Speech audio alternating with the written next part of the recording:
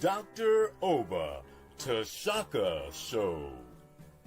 Free your mind, and the rest will follow.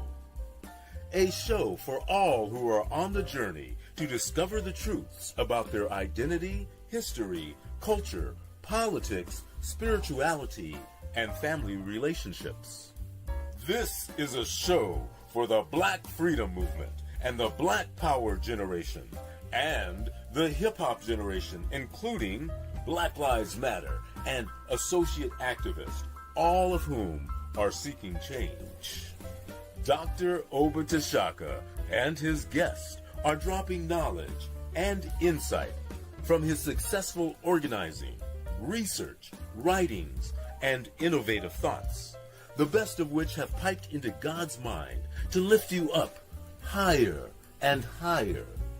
To the bosses, OGs, rappers, influencers, and those looking to evolve from the constraints of misinformation and miseducation to build a foundation for personal growth, love, and mental freedom.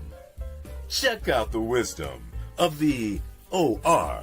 Yeah, that's the original revolutionary, Oba T, who inspired 1 million black men with his rousing speech at the Million Man March, and who continues to fight, write, and speak the truth. Dr. Oba Tashaka is one of the deepest deep thinkers in the world today. A quote by Dr. Asa Hilliard. Dr. Oba Tashaka, then Bill Bradley, was the best leader organizer in the Congress of Racial Equality, CORE. An endorsement from Dr. George Wiley, Associate Director of National CORE and the best organizer blacks produced in the 1970s as the organizer of the National Welfare Rights Organization. The Dr. Oba Tashaka Show. Free your mind, and the rest will follow. Greetings, everyone. How you all doing? Sorry for the late posting for this show. Glad to see you all here. Terry Haggins, Brother Ogawa, and hello to you too, Sister Robin.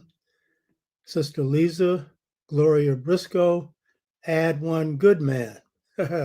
Pretty good moniker there. Greetings.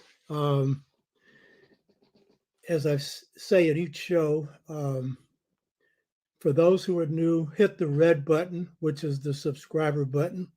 Greetings to you, Wolf Manlu. And also press the like thing to show that you like this. This will raise up the algorithms and get us more attention. So it's good to be with you again. Last week's show covered Edward Wilmot Blyden. Some of us who are well-read know of him. Most of us do not. He was one of, if not the most brilliant mind produced in the 19th century, one of the two. And so what we focused on last week were central ideas that he shaped on traditional African culture, drawn from his small book, but his best writing, called Africa, Life and Customs. And so I'm a revolutionary, so I've been laying the foundation for alternatives to this unjust society.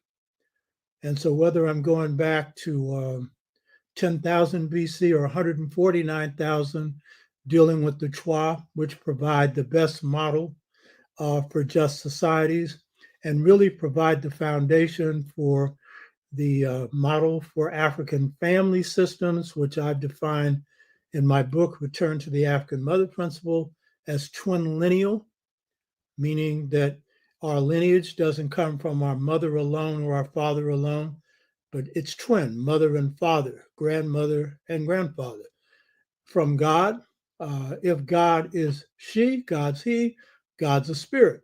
It really isn't either one. But if you're going to conceive God in one way, you got to conceive God in both ways, because that's the way you make things happen. It takes two to tango, the masculine and the feminine on the earth plane. So there's some very important insights coming from Edward Wilmot Blyden on the nature of traditional African societies that was not understood during his time by Africans in the diaspora and still isn't understood by many today. So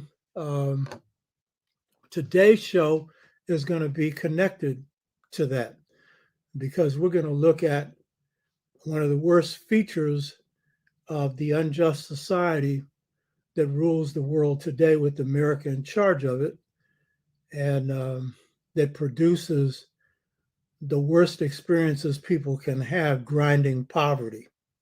I want to dedicate today's show to a good friend of mine. That's a picture of him and me. The brother with the gray hair is Jitu Weusi. He was 6'4".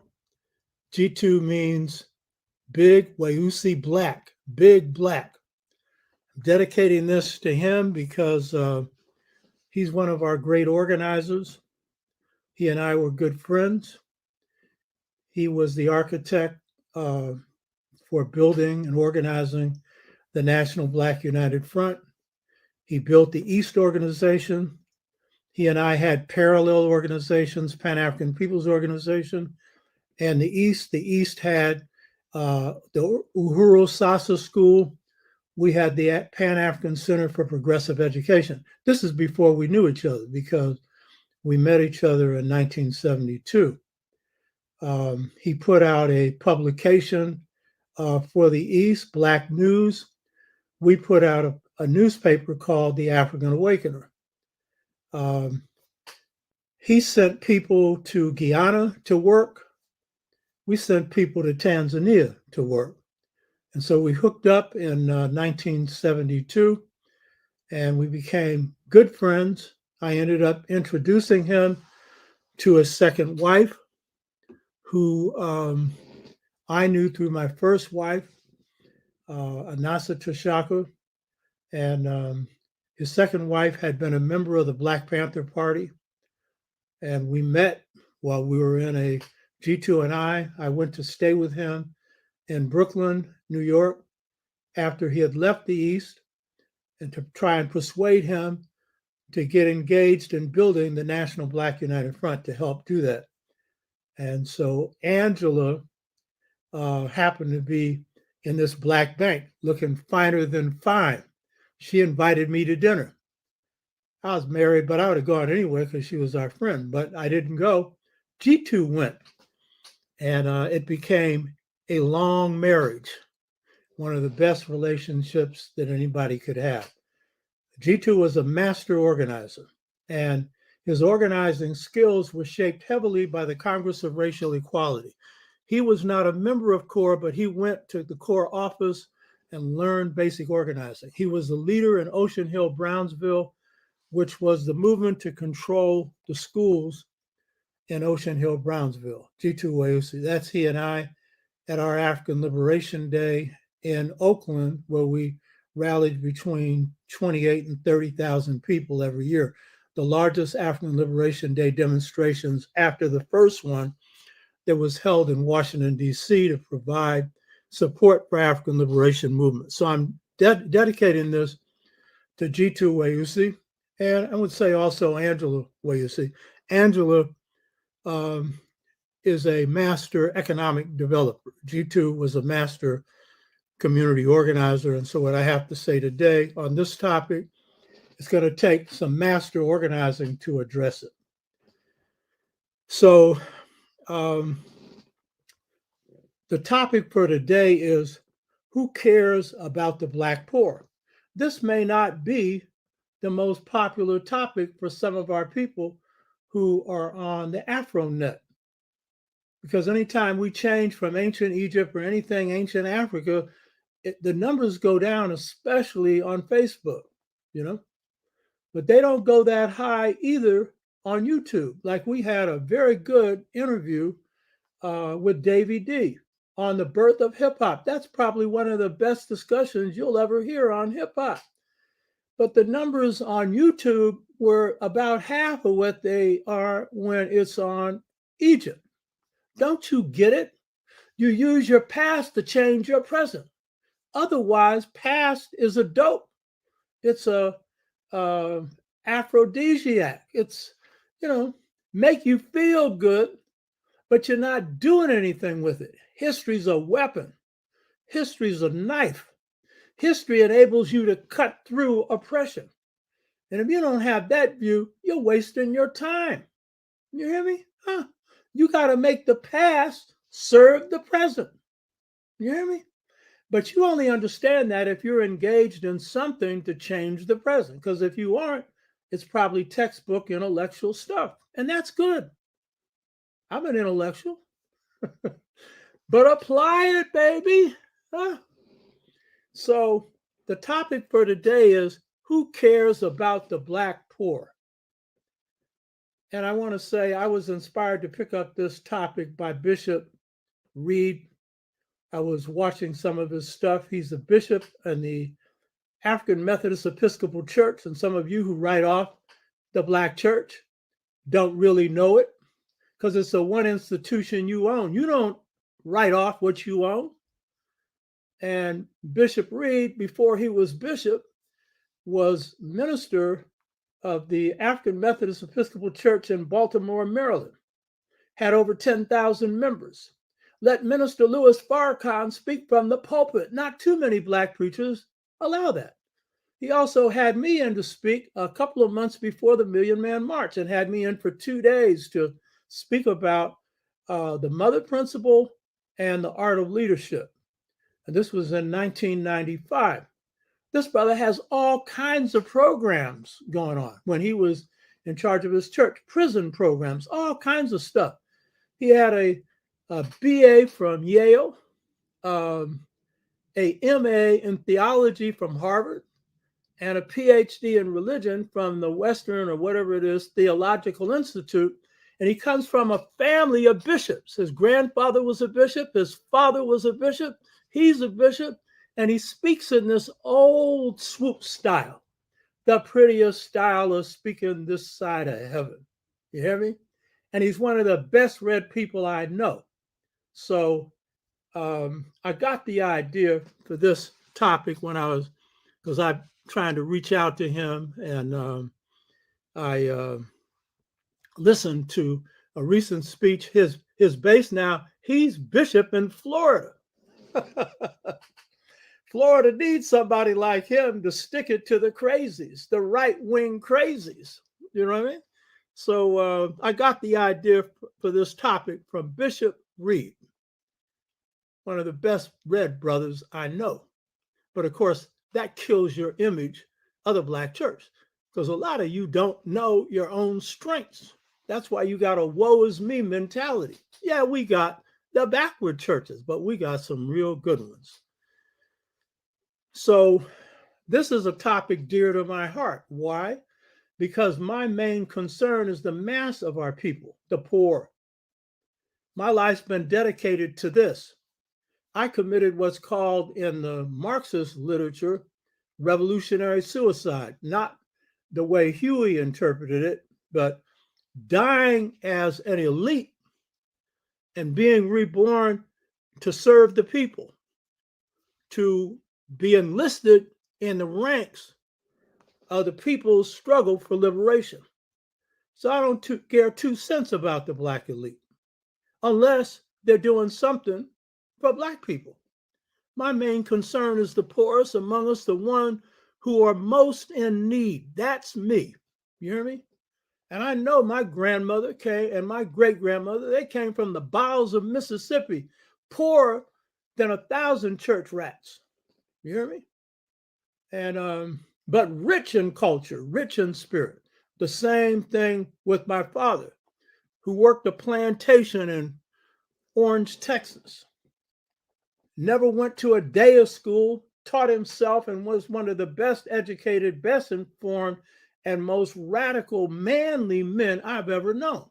In fact, the most. Was dropping his brass knuckles on the chins of white racists that a lot of you incorrectly call white supremacists. They ain't supreme no more. And he was very light complexion. Some people didn't realize he was black. When they woke up on the floor, he said, after they used the N-word, "I'm one of them, buddy." My father was a pleasant acting man, both a ladies' man, he never played around, and a man's man.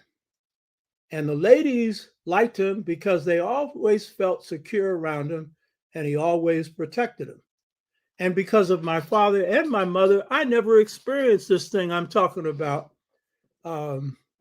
poverty, which is the pangs of hunger, because my father worked 2 jobs, one of which he didn't need.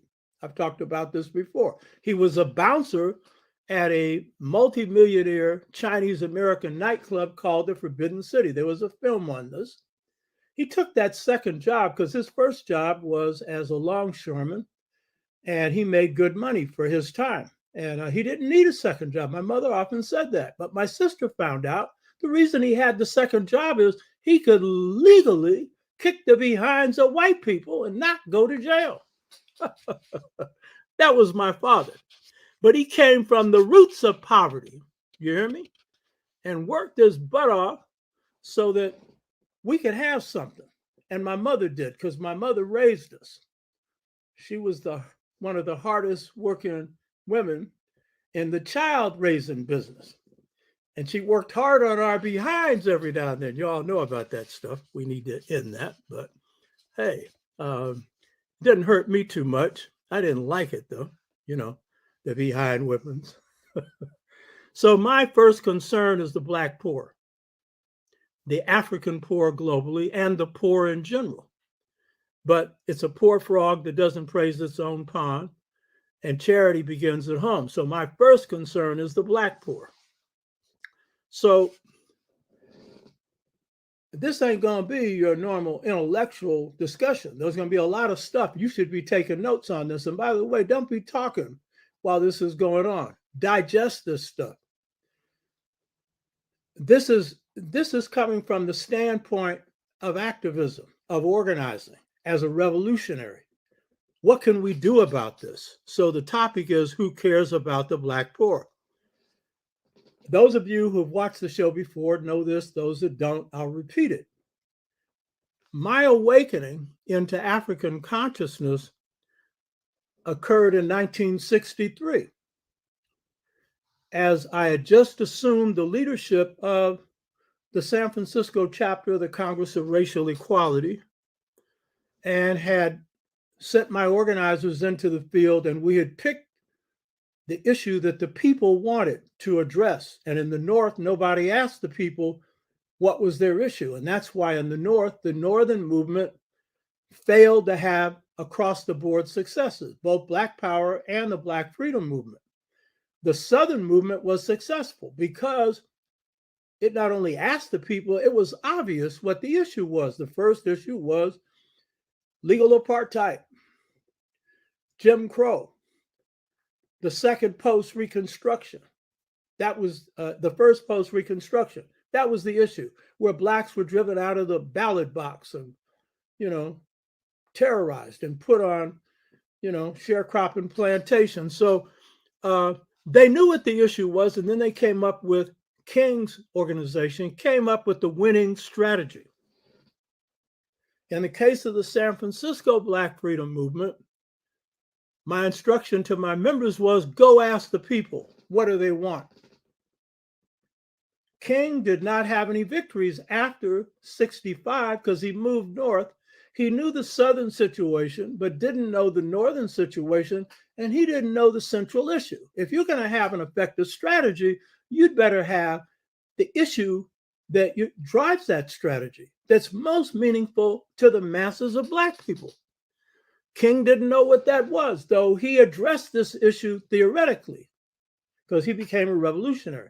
But organizationally on the ground, he was all over the place on what the issues were: housing, education, employment, blah, blah, blah. And he really got outfoxed by the Daily Machine in Chicago because he didn't really hit the ground knowing how to do it. The San Francisco Freedom Movement that I was privileged to lead, and Black Power movement, and we were wielding Black Power before the term was ever expressed. That movement was successful because, one, we asked the people what did they want, and then we shaped multiple strategies for achieving it. And while the central issue that they said they wanted addressed was jobs, because they didn't have any after the end of World War II, and that was true across the country, that wasn't the sole thing we addressed, but that was the main thing. That was the main agenda item. And I didn't know I was a strategist, but it just so happened that I discovered it on the battlefield. And we were successful because we didn't have a strategy. King had a strategy in both Birmingham and Selma that worked and got voter rights and civil rights legislation, a big fat achievement. Now, the other groups, CORE, which I was a part of, SNCC, Student Nonviolent Coordinating Committee, Congress of Racial Equality, played a role in that. The student sit-in, they all helped set the stage. But it was the effective strategies coming out of King's organization that produced the results. It was multiple complex strategies that we forged in the San Francisco Freedom Movement that produced these results, but only after, in my case, I underwent an awakening. Because in the very beginning of that battle, and I've explained this before, I'm not going to go into it again and just say, over lunch with a brother who's still around and was my vice chair at the time, Norman Brown, we had a conversation at Virginia's restaurant that fed us for about 5 years because we were full-time organized. The community supported us. And Norman was explaining to me how the country was run, and I was a government major in my second year of law school. I'm supposed to know. And I realized I didn't. My awakening saved me. Because I realized I didn't know my enemy, didn't know myself, and we're in the midst of battles against the biggest corporations on the planet Earth. And I was headed for defeat. That didn't bother me. What bothered me was I had been dumb enough to fall for the story. This is a democracy. I fell for it. Then I found out how the system was really run. And I began to do my homework. And so our success in this battle, in this case for jobs, but across the board, in the San Francisco Black Freedom and Black Power movement, was due to a study of my enemy and a study of myself. As a principal architect, principal strategist, if I didn't know this, we were finished. Even if some of the members, like Norman Brown, my vice chair, did, but he wasn't orchestrating this. And so we would have been in the pits without any wits, done in. And I got 3 rules in strategy: WWW, win, win, win. I've lost no battles in 63 years, but I know the next battle is the one I can lose. So I don't get arrogant. I get humble in a fight. I will give the enemy more credit than he deserves, which is an it, the institutions deserve. So if anything, I'll do overkill, but underkill, you lose.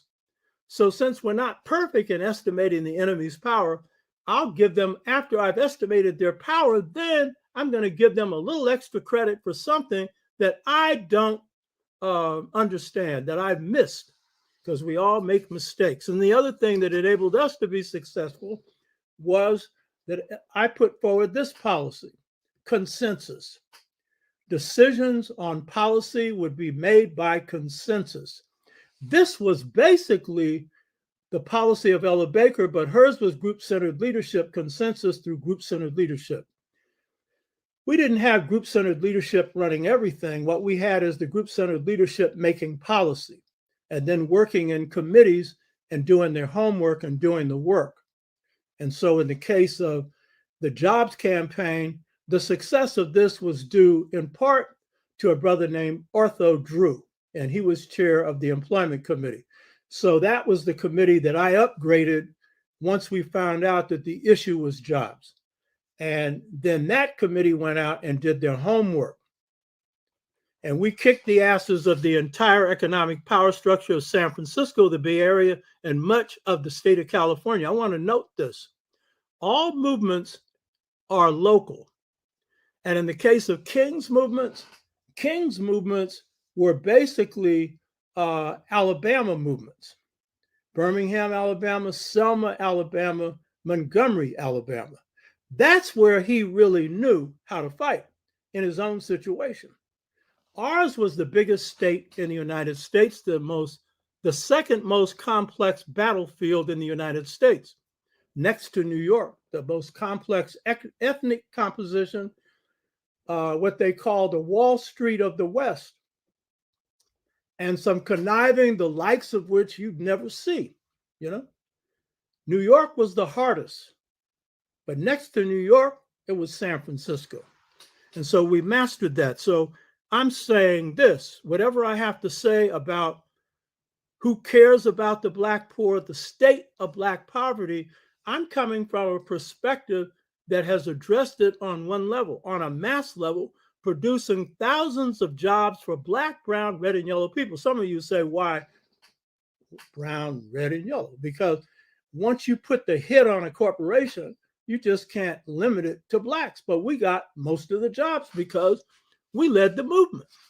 You understand? But we opened the door for others. It was going to be open anyway, had we not put those demands down. So I'm saying that the Black Power, Black Freedom movement provides a successful model for how you address on the short-term level the issue of poverty when it comes to jobs. And that is the issue today, whether you realize it or not. I'll show you in a minute. But it's one that's not recognized because most people don't know about it. And number two, we don't know power when we see it, you know? And so I've explained this movement. There's a couple of shows. The first one I did was on this. There's one on the San Francisco Public Library that John Handy introduces me to. He's a great jazz musician, former member and leader in San Francisco Core. They go into it, but only on the surface. I'm going to be writing about this book, about this movement soon. But this movement is to today what group-centered leadership was, and the mass marches and mass mobilizing was for yesterday for SNCC, group-centered leadership organizing, and today for Black Lives Matter. They picked that up as a model, and it's a good model. And then they used the march, which we hardly used in the San Francisco Freedom Movement because economic movements, the economic power structure is not going to respond to a march very often. But Black Lives Matter effectively uses it. And not just Black Lives Matter, all the networks around it. But then some of you don't study them because they don't fit your ideal profile of what a revolutionary should be. You know what I mean? The key thing is they win. You hear me? They win. So this was really the key to this movement, was that we developed effective strategies, in this case, for producing thousands of jobs for Blacks and people of color. James Smalls and I, we were talking about this, and Smalls and I agree that even before Black business development comes jobs, because if you're going to be able to develop Black businesses, you have to have enough money or capital in your pocket to support it. And that was really why we didn't have to organize Black business in the 60s, because we already had them, but the Black businesses wanted Black people to have jobs so they could come in and patronize their businesses more. So this is the number one issue facing this country right now. I'll go into that in a minute. The Black Lives Matter movement, which you should pay more attention to, and the Black networks that are all high-tech networks, computerized and everything else, they have correctly identified police violence as a central issue oppressing Black people. And they've been able to mobilize large numbers of people, but this has been sporadic organizing. Why? Because this organizing is based on Black people getting mad. So when Black people get mad, like they did in Ferguson, which kicked this thing off, and in other movements, then the movement emerges. So this is not a day-to-day continuous 24/7 movement. It's sporadic. That's the nature of it. It has to be that way. And so the police issue of today serves the role of the Bull Connors of the Birmingham movement, which he was the police commissioner who went upside people's heads. That's why King picked Birmingham, because getting their heads whipped was going to embarrass the government enough to force them to pass civil rights legislation. And the Raymond Pettus Bridge, when people got their heads whipped then, it put Johnson in the position where he had to push for voting rights. So that was really the essence of King's strategy. It worked. That's the thing about a strategy. If it works, it's a good strategy. And if it doesn't, it's no good, So Bull Connor played that role that the police play now, except on a much more massive scale, And so when Trump is rerunning for office for president for his second term, it's the murder of George Floyd and Breonna Taylor that served to fire up the country, 50 states, and over 500 countries around the world, And it was that which was driven also by COVID lockdowns that, and the mishandling of COVID that led to huge deaths that didn't have to happen at the hands of Trump. And it was also the racism of Trump. It was the sexism of Trump. It was a whole host of things that enabled a mass movement to emerge, the largest turnout in 100 years, to sweep Trump out of office. And had it not been large, Trump would have been reelected because he kept his base of over 70 million and brought in 7 million more, and kept his white women, which is really telling you something. So if people are running around talking about, Trump can't win again, if you don't have a massive turnout, he will. And if you think that Trump and Biden are the same, then you need to go back to school, because what Trump threatens is the continuation of a republic. This is not a democracy, it's a republic. If he gets another term, you're going to have some level of fascism that's going to be in power. And if you checked out his plans, which are being planned right now by the Heritage Institute that picked most of his cabinet in his first term, he's preparing for concentrating public presidential power at the top. That's what he's planning for, which is pure ass dictatorship. And I ain't no Biden lover. I don't like his foreign policy. I don't like the fact that he could have encouraged the people from Ukraine, the leadership, to negotiate this thing out and did not. Biden likes war. I don't like his policy on Iran. I don't like his policy, which has been the Democratic and Republican, Trump's policy as well, on China. I don't like any of it. And I would have preferred anybody other than him. Bernie Sanders would have been great, who, by the way, is a former Corps member. You hear me? A former Corps member, huh? A white Corps member, you might say. Huh? I'd have preferred anybody to him. But when the masses of blacks in South Carolina picked him, then, hey, it was correct to say we needed to get Trump out. So the point is, Black Lives Matter has put some heat on the street, and that heat on the street has enabled us, in the case of as bad as Biden is, we pushed him to the left. He came up with an infrastructure bill. You think he would have had one, but for that? And that infrastructure bill isn't what it should have been, but it's better than what's been done before. And it doesn't address, to the degree that it should, the issue of global warming. And he's doing some contradictory things on global warming. But the fact is, it's the black heat in the streets that pushed him to the left, pushed him to appoint a whole bunch of sisters as federal judges and a good appointment for the Supreme Court. That sister there is good. She ain't no radical. I don't expect them to put somebody in there like me. You know what I mean? She's black. You hear me? And he had to pick the best one.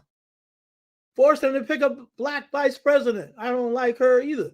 But the fact is, your pressure put that on. But if you don't have a sense of power, you won't understand this. You better understand what Trump represents. And Brother Godwin said if he gets in office, he may not leave. I said, I don't think so. But yeah, he's got a point. Who knows what that sucker is going to do? You hear me? But it's your power that put him out of the White House ready for the jailhouse. We'll see what happens with that. And it ain't interesting that you got a black judge who's going to be handling him on 4 issues that are going to make it fairly easy to try, which means that this thing should be wrapped up before the presidential elections. And then you got a black prosecutor in Georgia, another sister, who's throwing the book at him. She's typical black. She took her time. She got so many charges to lay on so many people that it's funny. You hear me? Where's your water? I got it, brother. Right up here. So what you got to understand is that we've had heat in the street, and this heat in the street has enabled some things to change, not as much as we'd like, but it's better than it would have been had there been no heat in the street, because without that, you'd have Trump too. And I'm going to tell you, for all of you that can't understand anything else, let me tell you one of the things that you can be sure of. Trump too, with the House and Senate, your Social Security is gone. So I know how to talk to every level. So the issue of fascism is too hard for you to understand because it's too abstract. Understand this. That little paycheck that you could get that would be something when you get older, it'll be gone. Trump pretty much said that. He protected it in his first term because if he put it out in the first term, the whites would have voted against him. So the key point is Black Lives Matter and the associate movements that rallied behind them put Trump out of the White House, prepared him for the jailhouse, and it will take some real organizing to keep him out of second term. Because if he's even with Biden right now, with all those charges on him, that loyal base is going to stick to him like glued to a letter. You hear me? And Biden isn't exactly somebody's favorite person. So you better have some mobilizing and organizing on that. But my key point about that is this, that Black Lives Matter and the associate groups that have worked with them have been right to take up police violence as the rallying issue. But police violence from a strategic standpoint is not going to be seriously addressed ever as long as this system's intact, because the police are one of the first defense lines of a system that oppresses the masses of people and the masses of Black people. And so while you get some concessions, you're not getting any major ones. And so I'm not saying Black Lives Matter should stop dealing with the police. No, that is a rallying cry. You mobilize people around it. But what you now need to do is pivot movements can handle more than one issue. Pivot. I'm talking as a strategist. And I'm prepared to do organizing training around this. We've set up the Per Ankh House of Life, Amilcar Cabral, Ella Baker Leadership Organizer Training Institute. And we've got some younger people. We want more grassroots groups to be engaged in this so that, we can refine training. It's not just me providing it and other people, but it's intergenerational. The people who are doing this organizing now have come up with some very good approaches to organizing. Those need to be exchanged. So we need to pivot, continue to do the police thing, but now bring in other issues. And the biggest and most important issue is one that you will find the people will tell you they want you to address, which is economics, jobs first, business development second. That has to be the linkage issue, because on those you can not only win, but you can affect the state of life of people.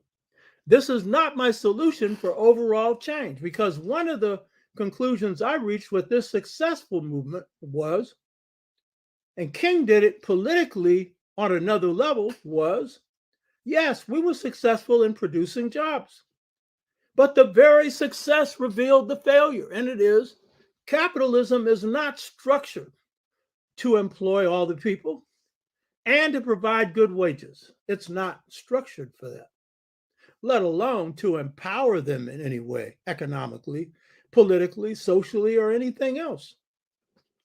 So the victory also taught me that you had to go deeper than just the movements for immediate reforms, which is what we carried out. You got to go to structural change, and I'll address those today. And I've been addressing them with almost every show that I've done, because I'm a revolutionary. But I'm a revolutionary that comes out of day-to-day struggles. And I understand the connection between reform and revolution. Reform is the mother of revolution, but it does not mean that every reformist movement, that is putting patches on the system, trying to improve things, getting more housing, better education, more jobs, that is going to automatically lead to revolution, transformation. But it is the key to it. Any of us who are revolutionaries and effective, we went through it. And those of us who didn't are textbook revolutionaries. Their stuff doesn't work on the ground. You hear me? And they're busy telling you how every movement out there is backward. A lot of the left, including the black left, some of them put down Black Lives Matter. Yeah, there are things to criticize them about. But the fact of the matter is they produce some positive change. And the people who are backseating the movement, what are they doing except talking? They ain't doing no walking. So we need to address the issue of poverty, because I can tell you, in this case, Black poverty, if you go in the streets as we did in 1963 and ask Black people, what do they want? They'll tell you, ending this grinding poverty. And many of them will say jobs, and not just jobs, good paying ones. They'll tell you that. You understand? But if you know the state of your people, you will know that's the condition anyway. So when I'm talking about the Black poor, I'm talking about those who are in the bottom fifth of family or individual income distribution. I have to include both. Most people who study poverty do it from the family standpoint, but since only 29% of our people live in what's called formal families, then you're leaving a whole lot of people out. So it's the bottom fifth of income, whether for family or for individuals. You need to take this data stuff down here. You know what I mean? So why address Black poverty as a central organizing issue? First, because if anybody bothered to ask everyday Black folks whose poverty rate is 16 times higher among Black adults over 3 generations. There are generational poverty studies that have been done between 68 and now, And it shows the perpetuation of poverty over 3 generations, which is telling us we have not changed the condition of the masses of our people economically.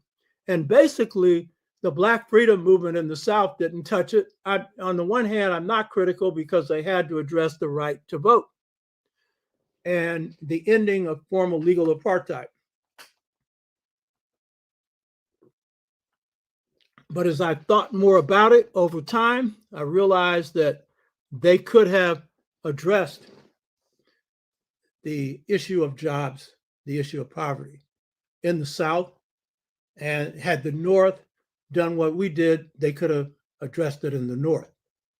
But it would require a different kind of organizing than what King did to get in voter rights and civil rights legislation. And there were local Black communities that did address this in Mississippi and in other areas. They addressed the economic issue. They did. And but they didn't have the organization to go from locality to locality. That was one of CORE's strengths. See, CORE is the most underestimated of the 3 Black freedom movement organizations. We produced the most sophisticated organizing in the movement between SNCC, CORE, and SCLC. SNCC produced brilliant organizers and brave organizers. So did CORE. CORE was in the roughest place to organize with SNCC, which was Mississippi. King didn't touch it, and I don't blame him. They would have blown him out of the water if he had spent 2 days in Mississippi continuously. I don't blame him for not touching Mississippi. You know what I mean? But CORE, we were national, whereas SNCC and SCLC, until SNCC announced Black Power, they were regional, Southern, and they never really developed the organizational format to turn Black Power into a national organizational movement in the North, let alone the South. It was a slogan. It was never translated into a program, but it was still a good thing because it reflected the rising consciousness within the Black freedom movement and the influence of people like the bad El-Hajj Malik El-Shabazz, better known as Brother Malcolm X, who's my second master and was the master for a whole lot of us. So the issue of Black poverty today, it ain't no question. It's the top issue next to, even though, the police violence is serious, and Black on Black violence, which we've got to deal with, which was planted in our communities when they put drugs in there and disrupted our communities. But we're the ones that are going to have to address this. But poverty, what we have is over 3 generations from 1968 to now, the poverty rate among Blacks is 16 times higher over 3 generations than it is among whites. Over 3 generations, the average poverty rate, according to the data, and I think this is a low number, is 21.3% compared to 1.2% among whites. You get that? It's not that they don't have poor, but over this, 3-generation period, they've been able to get out of poverty. We often are stuck in it for a variety of reasons. So since 1968, then, we have had this problem.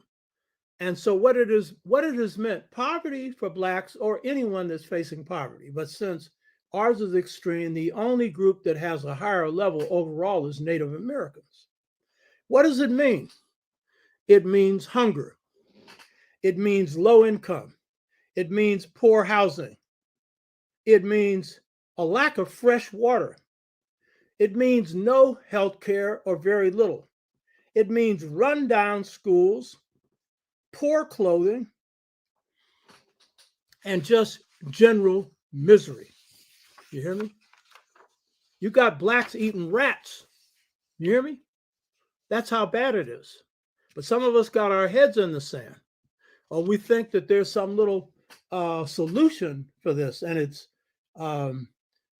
we just need to lift ourselves up by our bootstraps. And I'm going to have some suggestions for what people can do, and I think you already have some, and probably some people here are using some of these methods. But overall, this is systemic. This is a system that has caused this. So Black poverty is the #1 issue because 1 in 5 Blacks are poor compared to 1 in 100 whites. Get that number. 1 in 5 Blacks are poor as compared to 1 in 100 whites. Don't get me wrong. You got some poor whites. And in fact, the reason why Trump got into office is he appealed to them because this country's dumping a whole lot of whites. But the fact is, we've been dumped from the beginning, in the middle, and right now. The problem with Black hunger is so serious among Black people that 94% of the counties which have a majority of Blacks are hungry. If you have a majority Black county,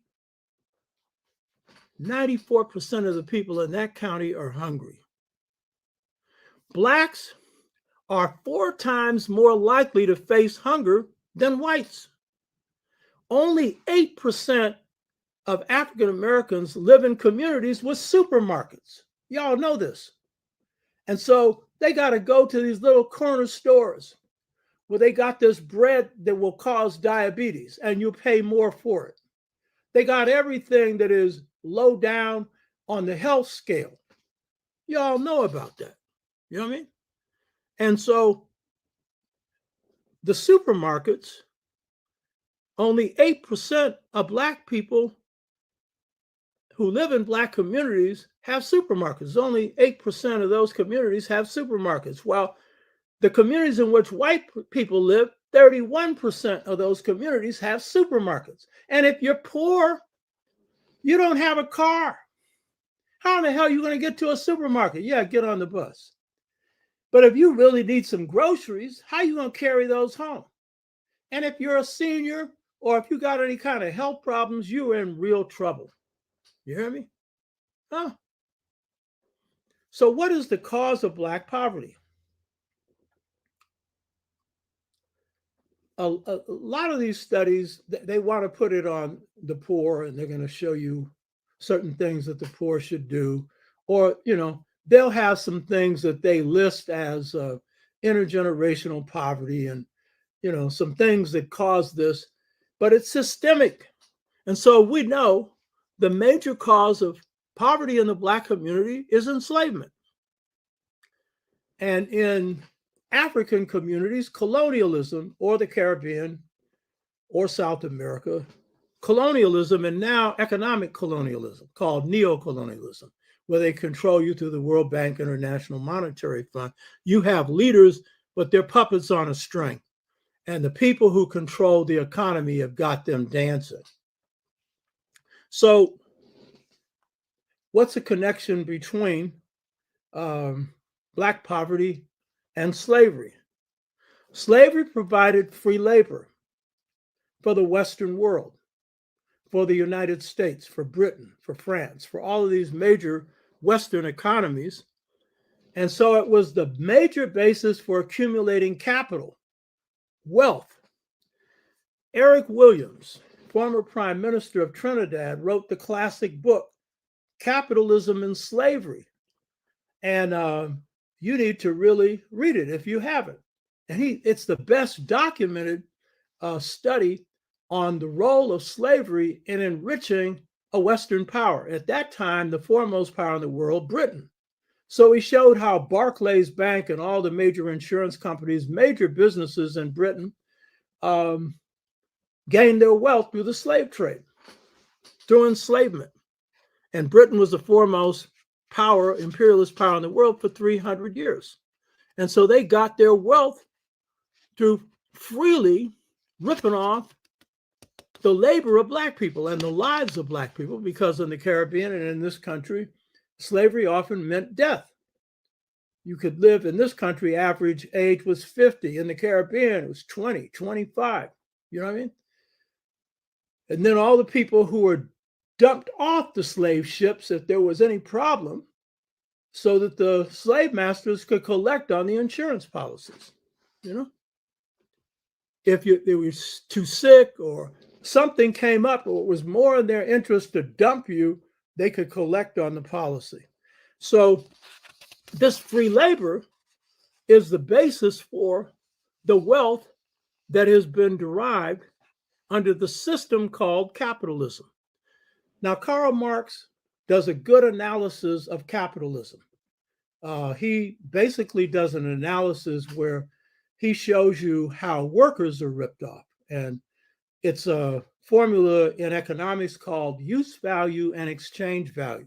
So a person being ripped off in a factory in England or the United States, for example, they put out labor in making a commodity, whatever it is, and that's use value.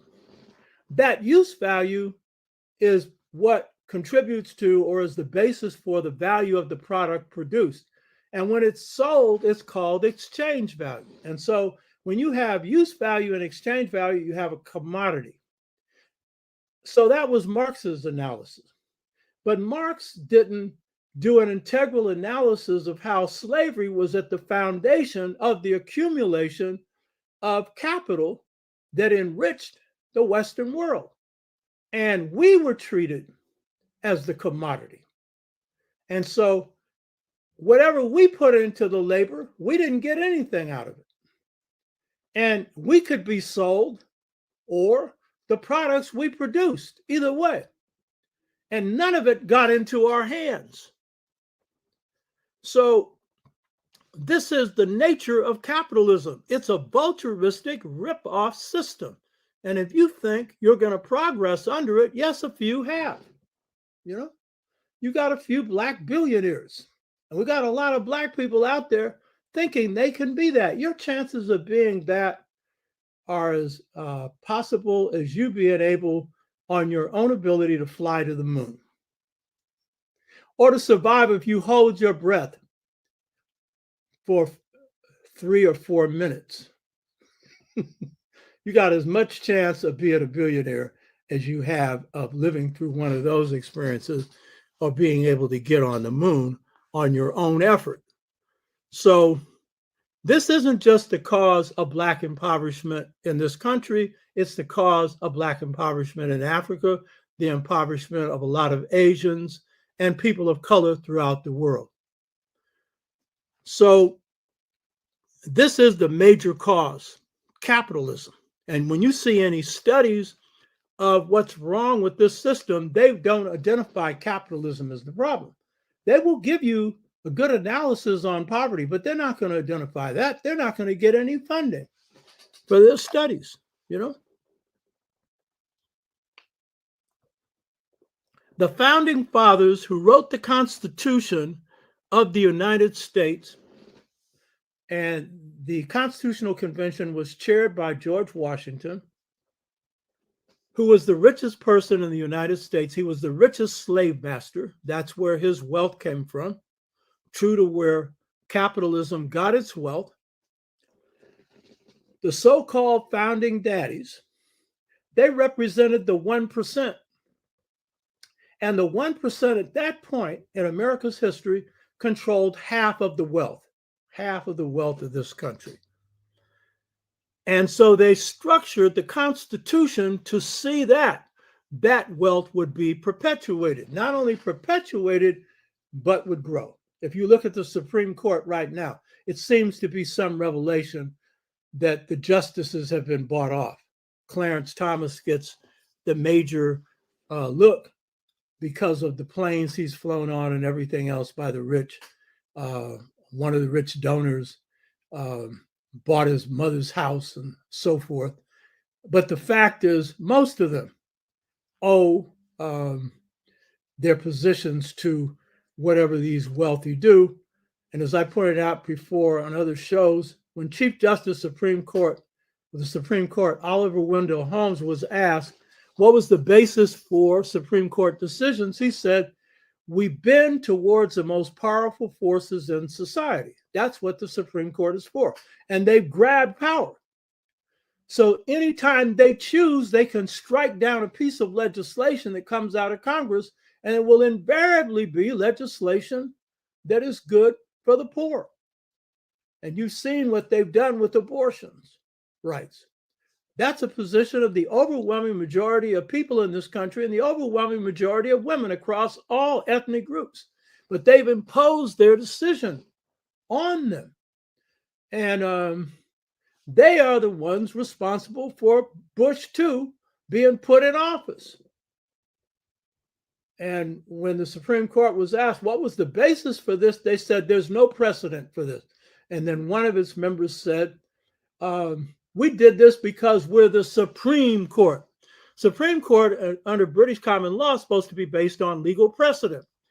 But all law basically in the West, or at least most of it, is based on power. The powerful get what they want and you don't. Or as Rat Brown said, justice is just iced. Huh? If you're poor, if you're Black, and even if you aren't poor and you're Black or a person of color. So now, according to the Federal Reserve, the question is, so again, what's the basis for Black poverty and poverty in general? Well, the overall basis is the unequal distribution of wealth, which is obscene in the United States and throughout the world, particularly the Western world. So according to the Federal Reserve statistics, and I don't really accept these because they're going to do the cover-up, but the distribution of wealth is so bad that they have to at least concede that it's bad, not as bad as it is. So according to them, the 1% own 32.3% of the wealth in the US. Check this out.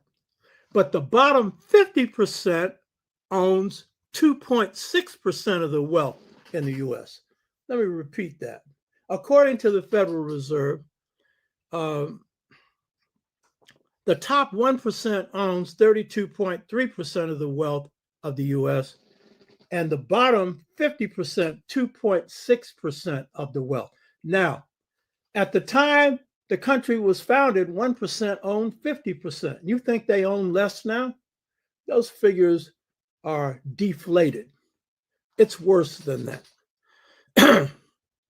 Today, according to the Federal Reserve, the top 1%, which owns this 32.3% of the wealth, exercises inordinate power. So if we're looking then at why do we have Black poverty or brown poverty or red poverty or any poverty at all, it's based on the inequality of the wealth distributed under capitalism. Because if a few have got almost everything, there's hardly anything left for everybody else. That's the math. If you got 100% of something, in this case, an economic cake, and most of that cake is sliced, diced, and eaten by 1%, the rest is scrambling to get crumbs. As Malcolm X said, to paraphrase him, he was talking about citizenship. He said, if you sit at a table and call yourself a citizen, but everybody else has got a meal and you've got crumbs, are you a citizen? Huh. Well, you can ask the same question about wealth. The chances of you becoming wealthy is slim. So it's the structure of a racial system, but I want to stress a racial caste system that is responsible for this under capitalism. What do I mean by caste? Caste is, in India, that's the caste system. But Julius Nyerere, when he and I had a conversation in 1977, and I'd not written any of this down, I remember all of it. He made the same point I made, and it was this: that in the world, whites represent a caste that sit on the top of all African people. And that's true. I don't care how middle class you are. I remember Colin Powell talking about he's at an airport with 4 stars on his shoulder, and a white person comes up to give him her suitcase.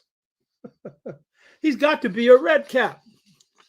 He couldn't be chief of staff of the U.S. military, huh? Because under caste, he's underneath the poorest white person, and the poorest white person could wipe his butt out and probably get away without going to jail, especially if he does it in a place where they wouldn't even look. But in most places, that person at the time he was head of Joint Chiefs of Staff would not have got the death penalty, and rarely does now. So when the left talks about class, they leave out caste, because racism creates the situation where I don't care what level you're at, you're on the bottom when it comes to whites, and especially when it comes to rights. You hear me? Your little bank account doesn't bestow rights on you. And you can be blown away at any minute just because of the color of your skin. So, and this is true also of Native Americans and Latinos, who are also frozen at the bottom of the economic ladder. But it's Native Americans first on the bottom and us second. The United States economy, therefore, was based on the enslavement of Africans and the genocide of Native Americans, which is affirmative action, by the way. Whites had an affirmative action program, which was slavery, genocide, and stealing half of Mexico. And then calling the people who come across what was their borders stolen from them aliens, like they came from another planet. So Blacks have found ourselves in the position after slavery for 100 years under the new Jim Crow. And this system was a system of sharecropping where Blacks did free labor. And under this system, we were the slaves of society. That is, any white person had the authority to exercise whatever they wanted, their power over us, and any state, especially in the southern states, had that power as well. So we were slaves, to paraphrase Frederick Douglass, of society, and we were slaves of the states. And yet, they said they freed us. And we know whatever freedom we got, we won it through the barrel of a gun, 170,000 black men blowing their enslavers away. But this is what we got in between. It took 2 world wars. A. Philip Randolph's threat of a march on Washington in D.C. to get blacks injected into the industrial economy of the World War II manufacturing economy. And because Roosevelt, this is something you haven't heard before, because the New Deal that he put out led blacks to shift their voting patterns from Republican to Democrat, because blacks did get some benefits from the New Deal. Work project administration, there were arts programs, there were other things that blacks got jobs for under that. But the New Deal also worked against blacks, not because it wasn't good, but because it didn't apply to us. And this, and I'll go to these in a minute, but this was because Roosevelt was a product of the Tammany machine that you haven't heard anything about, because you don't know how power works in this country. I know you ain't heard of the Tammany machine. Some of you that have don't know how it worked in terms of the operation of the political parties of this country. Tammany was the machine for politics in New York. It was a machine in Chicago. It was a machine in many parts of the North. It was a political machine. And so if people wanted jobs, they came through Tammany. And then you had the South, which was organized, and I pointed this out before, and you don't know this either. And see, I'm going to do a book on this. It's going to be on how America is ruled and who rules America. I was going to add it as a rewrite on the art of leadership, but it's going to be a second book, because I spent years studying this system on how it works. Most of you don't know this, because when we've concentrated on power in the South, you know, we've concentrated on slavery, the slave patrols, and how slave masters worked, and poor whites, and the rest of that. Most of you don't know two things. One, the South, until the Black Freedom Movement, never had any kind of democratic rule. In other words, the vote didn't count in the South. Obviously for us, but not for whites either. Did you know that? And two, the South was run through county courts. The heads of county courts ran the South. There's a lot more to this. You understand? So when Roosevelt implements the New Deal, he comes to power through Tammany, New York Tammany, the Democratic machine in New York. But that Tammany is tied into the county clerk system or court system in the South. It's tied into the Bourbon system of slave masters in the South, ex-slave masters by the time he comes into office, segregationists. So when Blacks are disempowered or not included under Social Security legislation in the South, because the story is the Southerners would only pass his New Deal if he went along with this. Well, the Roosevelt deal was based on the coalition of Tammany in the North with the county court system in the South that ruled the South, along with the militias and everything else. Whites were under that system as well as Blacks. That's what you don't get. And when Jim Crow is enforced through the first post-Reconstruction, 40% of the sharecroppers are white. Did you know that? So I've been able to whip them because I study these suckers. I know how they work better than some of them do. You need to, because power is the name of the game. And you need to know how it's exercised. So the key point is when Blacks find themselves in the South excluded from Social Security, it's not just because the Southerners insisted upon it. It was the system operating under Tammany, which was the Democratic Party system in the North, and the county clerk system that ran in the South. Similarly, Blacks were excluded from FHA, Federal Housing Administration home loans.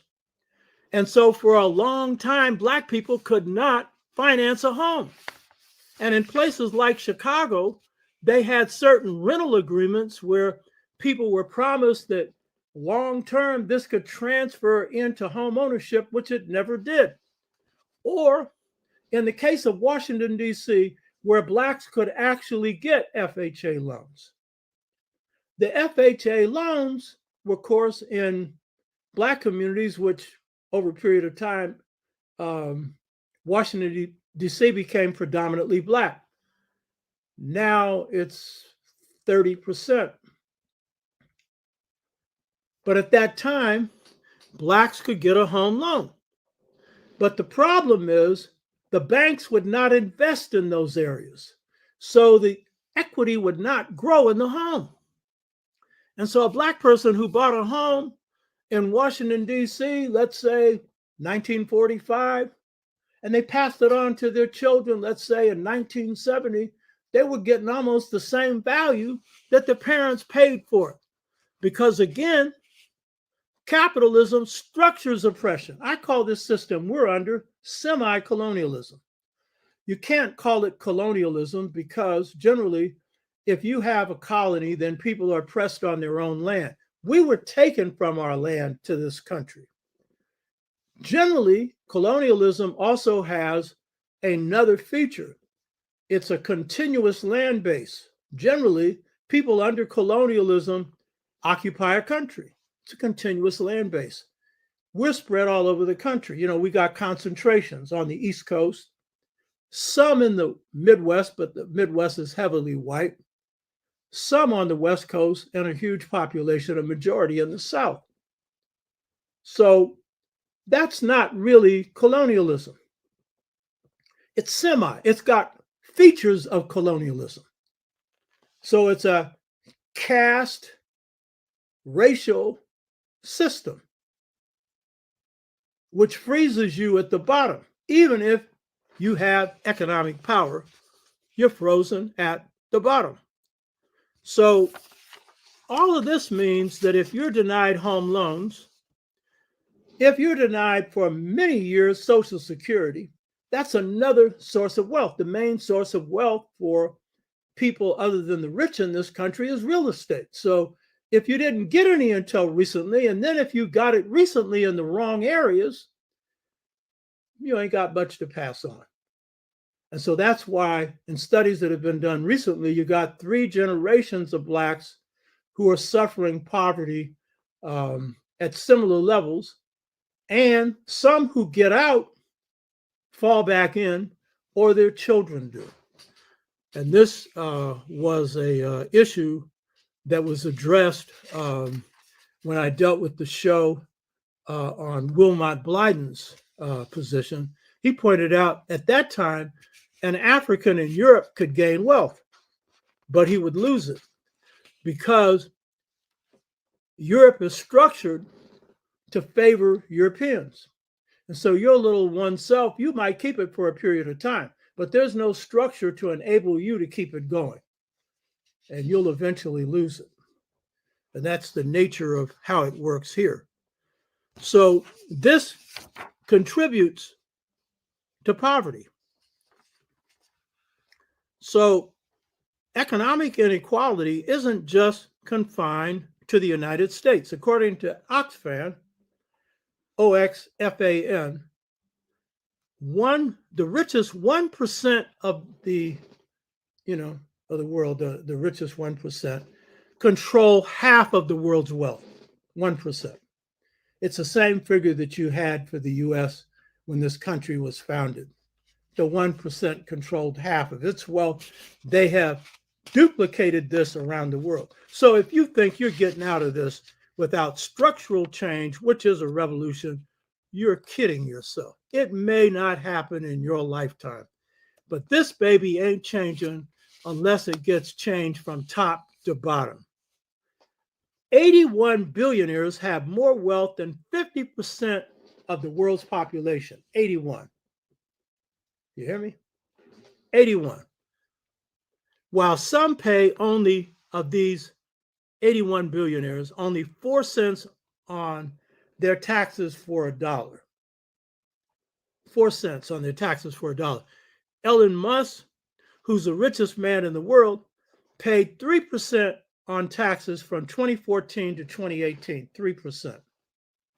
And this guy is richest man on the planet. While an Ugandan who has a business and makes $80 a month, which would be a lot of money in Africa, but it's nothing. That person has to pay 40% on taxes for $80. And if you deal with the poor in this country, they're in this tax category at 33%, whatever, on nothing. They're getting nothing. They're in these $20,000 a year jobs and stuff. And, they're taxed through the net. And when the IRS audits, they audit them. They don't audit the rich. You hear me? 10 billionaires own more than 200 million African women. There's 700 some odd million African women on the planet, but 10 billionaires have more wealth than 200 million African women. And by the way, African women sustain the African economy. That's where the wealth comes from that generally gets ripped off because they're the agriculturalists, and the economy of Africa is fundamentally agricultural. And they're cut out of the decision-making on every level, including the political level. They usually don't have much of a say-so in the decision-making of their own country. Check this out. When the pandemic hit and finished, the poorest people in the world lost 40% of their income. Their income was already nothing. You hear me? The average income of a poor person on the planet is close to $2 a day. Now, I get some figures that a little bit more. It's average $2 a day. So that meant you're on $1. And then if the World Bank and International Monetary Fund comes in and gives a loan to a country, the first thing they say is cut back on bread, cut back on education, cut back on health care. For our people that have nothing already. So as long as you're under this system, you're going to be not just poor, exploited to the maximum. So neocolonialism, which is economic colonialism that follows independence with the World Bank, International Monetary Fund, and neoliberalism that seeks to privatize public wealth and put it into private hands. This same neoliberalism puts African countries and other countries that are subject to it to end up paying 4 times what they spend on debt than they pay on healthcare. 4 times more to service their debt than to service healthcare. And guess who they're paying it to? The billionaires who loaned them the money, whose countries then enforce this on Africa and other Asian countries that have not come up under this. Don't try it with China and don't try it with Japan, but these other countries. Even worse, the richest 1% owns 2/3 of the world's new wealth. It's bad enough that they soaked up half of the wealth of the world. But then when it comes to getting new wealth, they get 2/3 of that. So for every dollar of new global wealth that's gained by a person in the bottom 90%, a billionaire gets $1.7 million. For every dollar a poor person gets, a billionaire gets 1.7 million. It's all structured. And see, we're going back to this Aryan model, Lord and Master model. It's at the core of how a cruel system like this could be created, because it starts with this whole Aryan nomadic system that comes out of all places, Ukraine, Russia, and the Caucasus Mountains. And it's from that system that private property, that is the idea that land, air, and water could be privately owned, emerges. That's where it comes from. And then it becomes mercantilism, feudalism, and then capitalism. And so this is the best oiled machinery for oppression the world has ever seen. But it comes out of that. It's a cold-blooded system that cares nothing for the people. And while I'm giving you the statistics that show how blacks are on the bottom of all of this, whites ain't doing too well either. And it's getting worse for them with neoliberalism, deindustrialization that did in our families. It's doing in theirs as well. Used to be 75% two-parent households with whites, 50% now. It used to be 75% two-parent households for 103 years for blacks from 1865 to 1968. It's now 29% two-parent households. But the point is, the system is leveling the playing field. So even the crumbs are being taken from the poor and put in the hands of the rich. And that's why you have to continue to deal with the police, because the police are put there to do whatever they can to contain the rage. You hear me? And people are locked up. What's the major reason for blacks being in prison? Poverty, baby, poverty. Poverty. While the rich can poison the planet and kill people that way, my father, one of the things that killed him was cancer. He was a longshoreman. And so they just came up with one of a couple of settlements. They've got a class action settlement. My father died in 1978. So this class action settlement that's just occurred gives $500 to everybody they can identify. And you better believe they ain't identified too many, so those lawyers can get most of it. But $500, that's what my father's life was worth. Now, actually, he didn't die from this. He had some other things that was the cause of this, but he had cancer, and it was advanced stage of cancer, and it was caused by that. Because when you were loading and unloading ships, you're exposed to all kinds of chemicals. So corporations can kill you, and they get away with it. You hear me? They get away with it. They don't even go to the good prison. They don't go to prison at all. In fact, they own the prisons. That is, those that are privatized. So who cares about the Black poor? Who cares? The Black poor do. Black activists do. Some white radicals and radicals of color or activists of color do. But does the Black middle class care?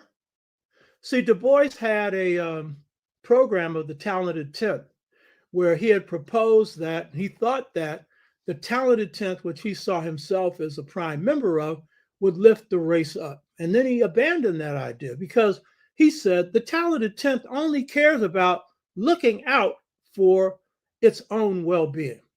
And so he abandoned that idea. And what's the Black middle class?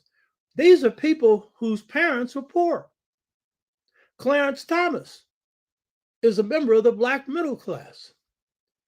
And he set himself on the path of doing anyone in that, wants to improve their lot, let alone stands up against the system.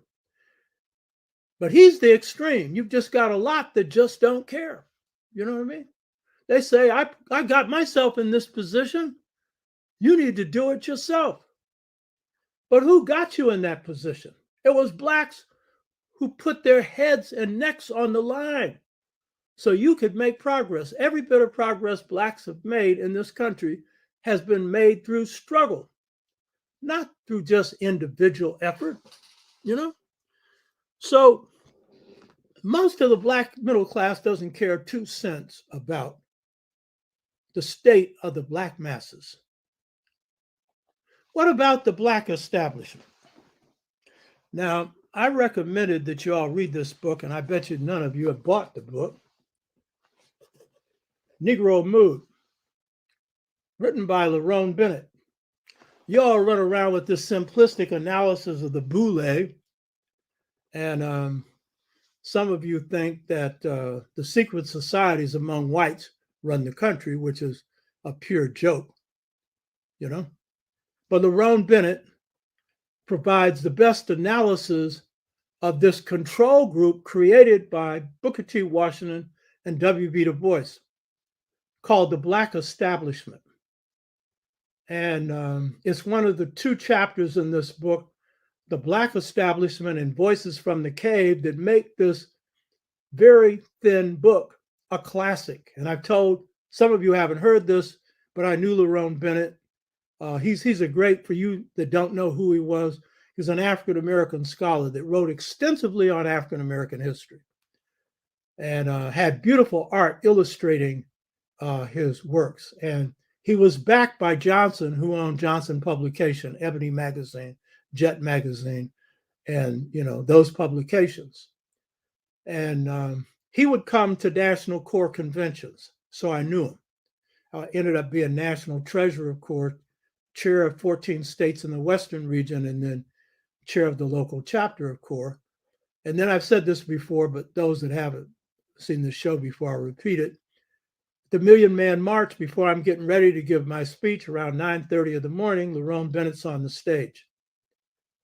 And I asked Lerone, I said, why haven't you rewritten or republished this book?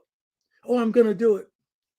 And before that, when I was, in Selma as a March Marshal, got arrested there and whatnot, the Selma to Montgomery March in 1965, he's there.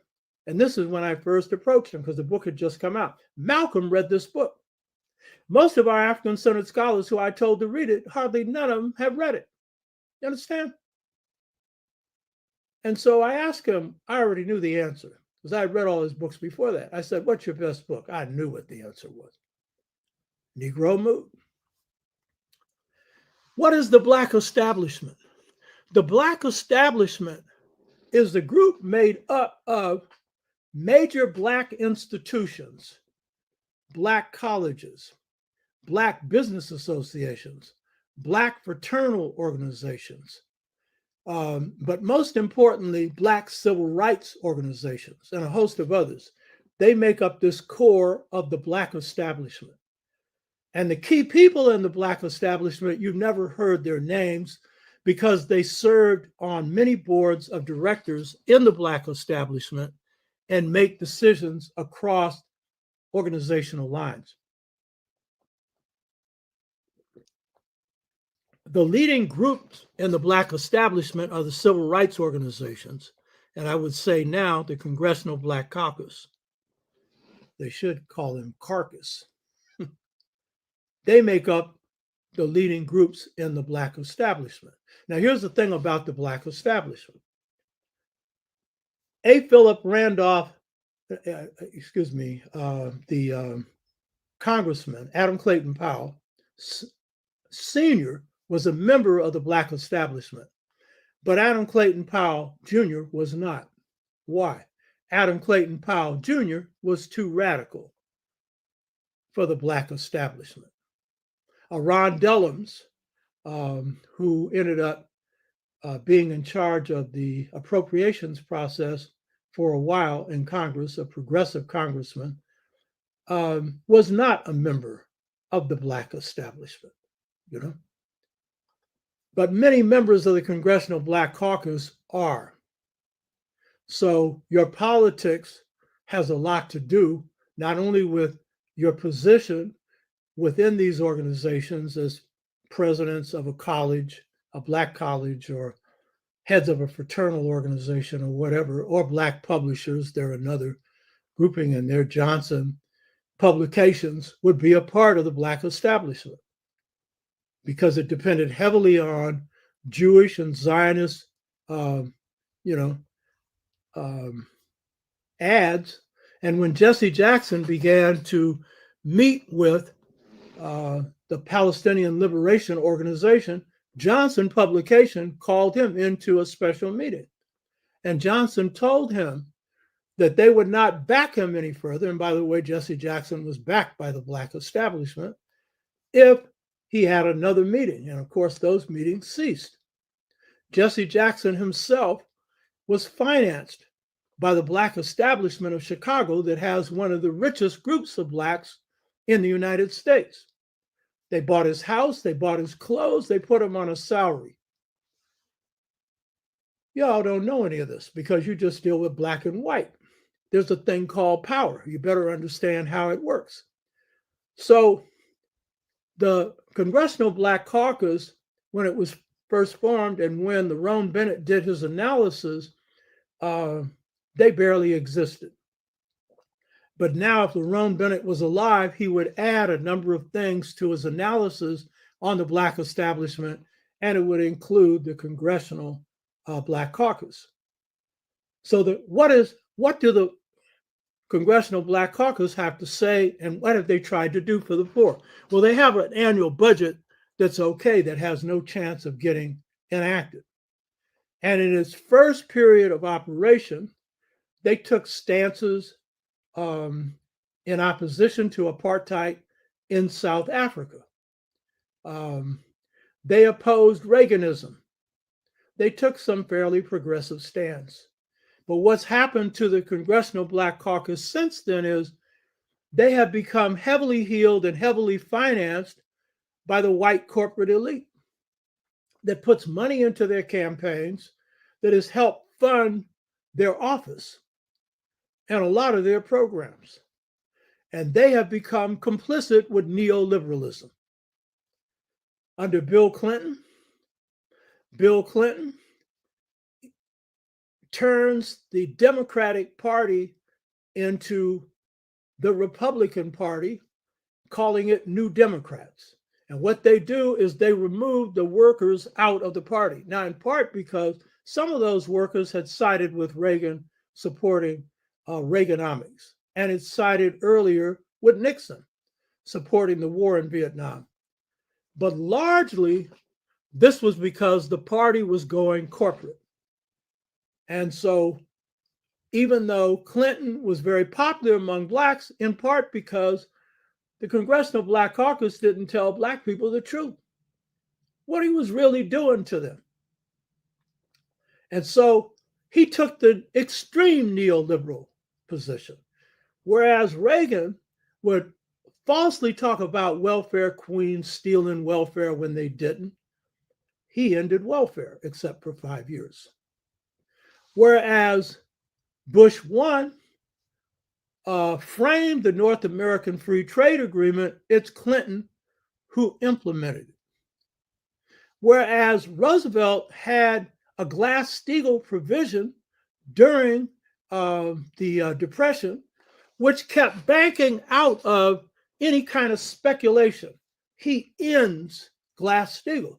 He, in effect, causes the collapse of 2008.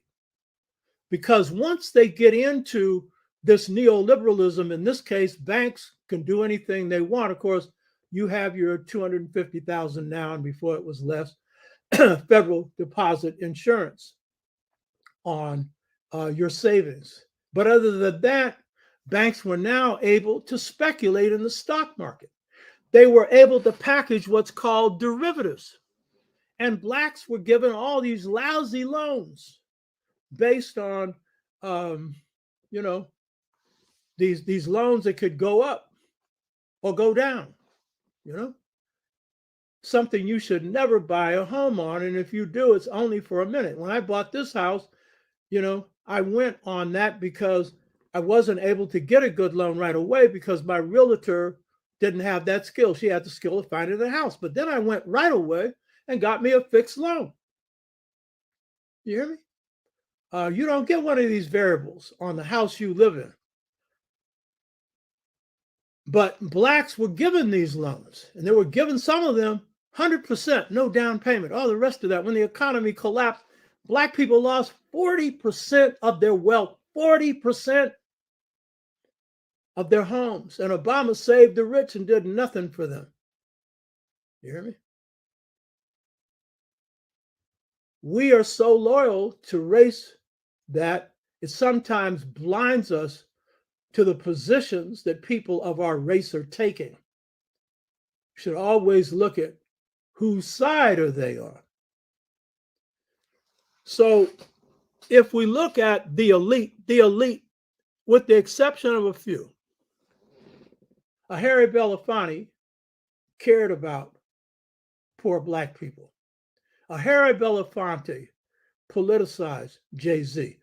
And I'm not saying that Jay-Z is now a radical, but he did give, it was either $200,000 or $300,000 to Black Lives Matter before they got any money. And that was after his tongue lashing, from Harry Belafonte. Harry Belafonte gave up a lot of his wealth. Or Dick Gregory, who aligned with us in the San Francisco Freedom Movement. He was in multimillionaire status category. And he gave that up in support of the movement. He was arrested with me and others in the San Francisco Freedom Movement. We would speak regularly, and you'll see a picture of him on the intro to this show. That was a picture of us speaking for the Jonestown Memorial, where all these Blacks were murdered in Jonestown. And he would come out a couple of times and speak for that. And we would talk. And he kept track of our movement. This guy was real smart, in addition to being a good comedian. But he cared about his people. A major supporter of Martin Luther King, Sidney Poitier, the same way. You know what I mean? So you have Blacks within this group that care about the people. Danny Glover is somebody who cares about Black folks. He was radicalized through the Black Studies strike, San Francisco State. So whatever community he goes in to prep for acting, he's in the community doing something. You know what I mean? So you have Blacks like this. I'm not putting them all down. You know what I mean? But the overwhelming majority are in this category where they don't care. So, and then, so the question is, so what's the long-term thing on this? I've been giving this to you for the longest. The restructuring of this system. King reached that conclusion in 1965. Malcolm reached that conclusion, particularly after his forceful exit from the Nation of Islam. That is, he was pushed out. And as he traveled in Africa and he observed those countries that were addressing the needs of African people, one that really impressed him was the country of Tanzania under Julius Nyerere. And he began to see that what Africans called African socialism, or some of them just called socialism, some called it scientific socialism, that he was seeing that a system in which the wealth is equitably distributed was key. And so Malcolm and King came to the same conclusion by the end of their life, that the system needed to be restructured. So Malcolm said, just as a chicken is not designed to produce a duck egg, so America is not designed to produce freedom. He said, if a chicken could produce a duck egg, it would be a revolutionary chicken. If America could produce freedom, it would be a revolutionary system. He was moving in that direction. He was always a revolutionary, that is, in the nation, after he got out of his street mentality. But more so as he was able to grow outside of the Nation of Islam. So the stuff that I've been presenting on the Twa and showing you how male-female empowerment is key to that. That the equal empowerment of males and females is key. Whereas Marxism talks about the equal distribution of wealth, it doesn't talk about the equal distribution of power, and particularly between males and females, because it doesn't question patriarchy. It doesn't even examine families seriously, other than Engels' examination of the state, the family, and private property, coming from the analysis of the Iroquois Confederacy. So this country needs to be restructured. I see here, what about land? Land is a key possibility for us. Restructuring doesn't change the question, or doesn't eliminate the land question. And the question is, under what circumstances could we gain land in this country to form a nation? And that's possible. But you're going to need a restructuring of that country and of this country. And if we form a nation of our own, it would have to be restructured at the beginning. Otherwise, we'll end up with what Africa has, an elite messing over us. So restructuring is key, but we need to go back to the best of our models. We've been too lazy. We rely on other analysis for it, and those analyses have not worked. The Chinese are pursuing capitalism as their path. The Russians, talking socialism under Stalin, pursued nothing but murder against their own people and a war economy that they thought they had to have to compete with the US, which was not smart. As long as they had one atom bomb, America's not going to invade them. They should have focused on taking those raw resources, and they have a highly educated population with a lot of women with skills, and beginning to manufacture those things or under solar energy, get away with what would destroy the environment. But instead, they focused on the superpower war thing. They fell into the trap of the Cold War set by Truman. That's a whole nother discussion. Big mistake. The Chinese haven't made that mistake. So we need to draw from the best of our models to formulate ideas for a society in which wealth is equally distributed and power is equally distributed, and where the environment is handled in a just way, which traditional African systems did, and where the human spirit is respected. So if you go look at my shows, I've been giving you a lot of this stuff because I think ahead. We need to think way ahead while we're dealing with the here and now. We need to do both. We're capable of doing more than one thing at one time. Short term. When it comes to the jobs issue, the San Francisco Freedom Movement provides the model. It's not the sole thing. There are a lot of other things we have to do. Things have changed now from the 60s. For example, the cost of living is extremely high, the cost of rent in many parts of the country. So it's not just enough to have a job. It's got to be a good paying job. We busted open a lot of good paying jobs, but any job then was a good paying job because the cost of living was low. You could get an apartment for $150 a month. I mean, I had one at maximum $200 a month, 1,400 square feet, Victoria, for 10 years. You understand? You could do that. You can't do that now. A lot of homeless people are working, but they're not able to pay the rent. So that's a paradigm. That movement is a paradigm. I'm going to tell you a couple of things about addressing the jobs issue for Blacks, which is a key point. It can't be addressed the way King addressed the issues around ending segregation and getting the right to vote. One big organization could come in, trigger a movement, pressure the government, and you get some results. It was hard, but that's essentially what happened. But when you're dealing with empowering Black people through putting food on their tables, through jobs, that's a movement. And that movement has to be built at the local level. You can have national organizations if you want, but those national organizations have to have chapters that are skilled in this. So you have to form alliances and coalitions with people in your community, and some of whom, if you're a nationalist, you don't even want to deal with. But the fact of the matter is, in certain kinds of campaigns, you'll have to deal with the Black church, for example.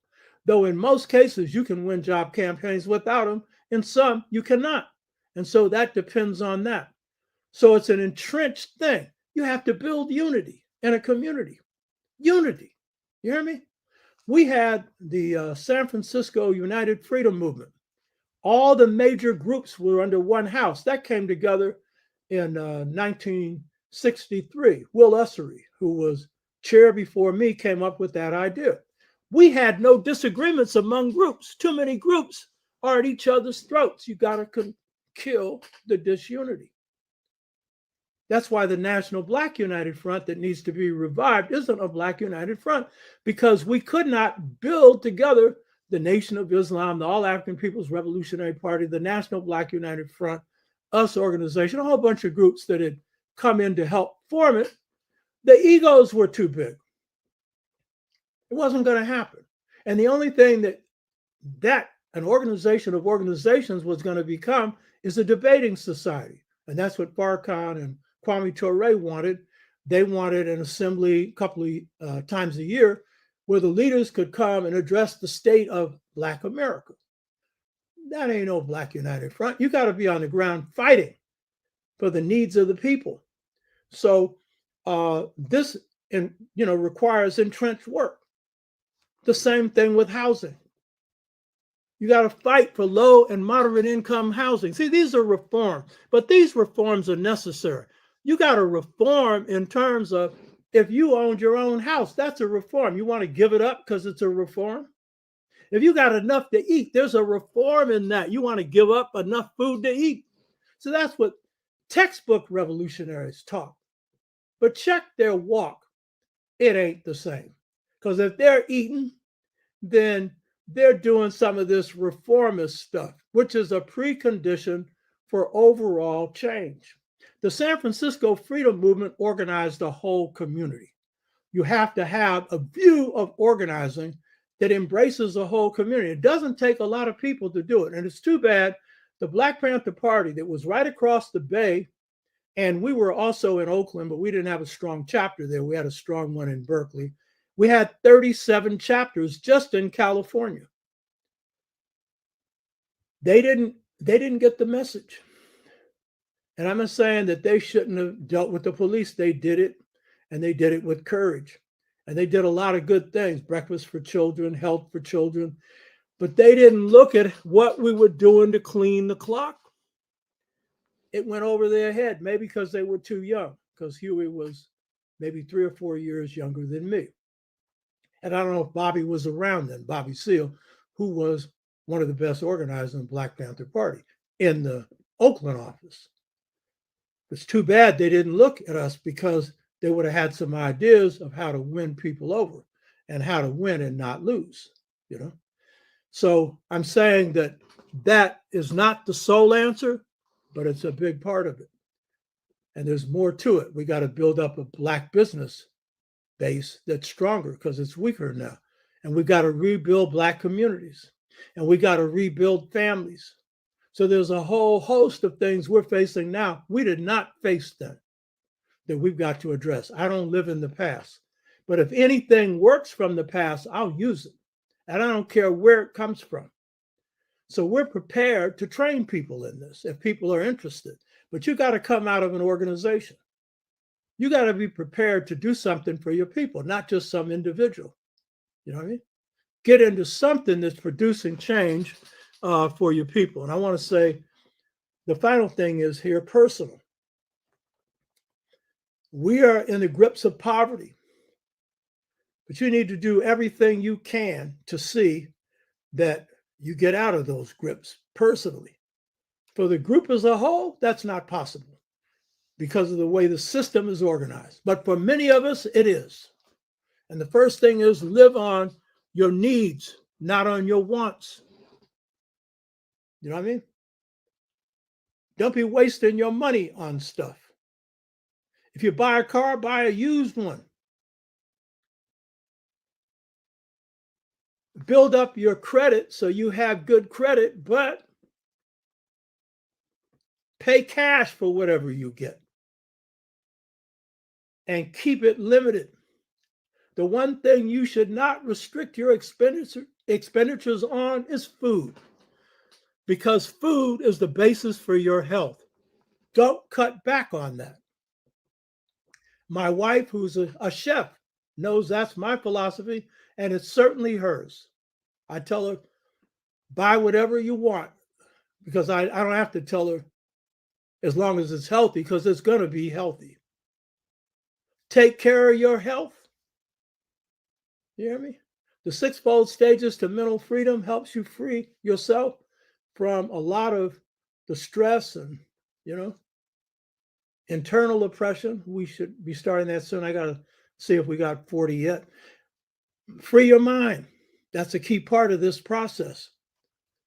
And get out of the stress. And the best way to get out of stress is to be as much in control of your life as you possibly can, because stress comes from things being out of control in your life.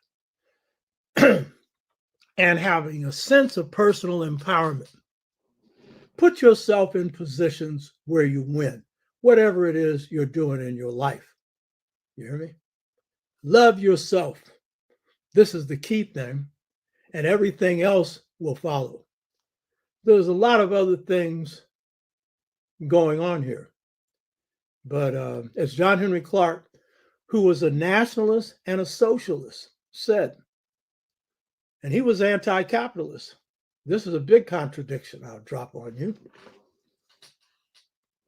Even as a revolutionary, you need capital. It may not be a whole lot, but get whatever you can and hold it in reserve. Don't be flat on your ass if you can avoid it.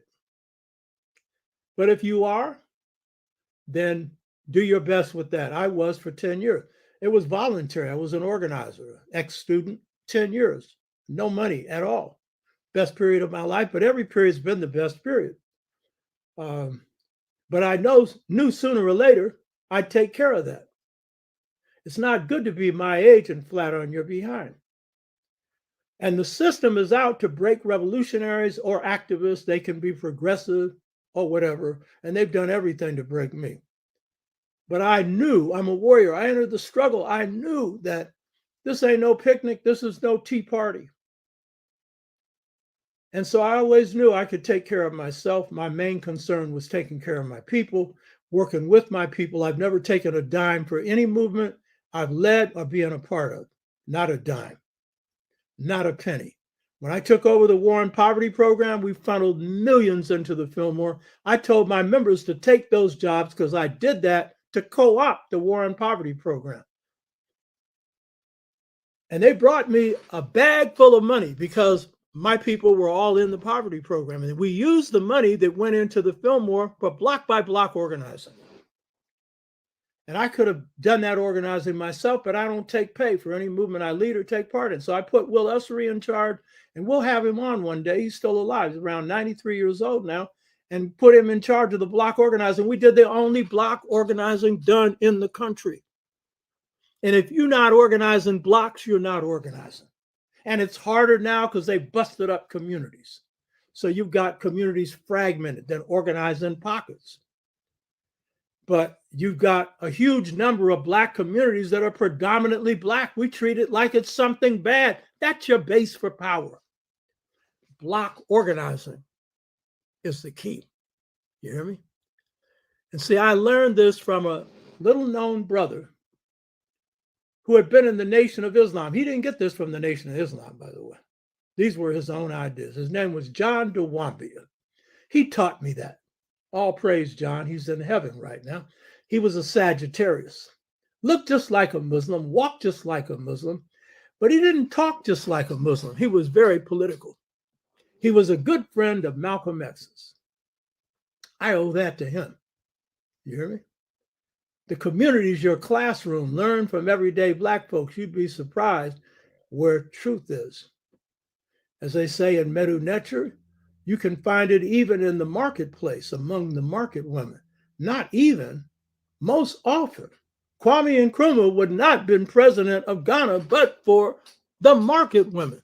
I would not have survived FBI stuff to starve me out of work but for sisters. I wouldn't have been in the movement but for a woman named Ella Hill Hutch, the mother of the San Francisco Freedom Movement. So who cares about the Black poor?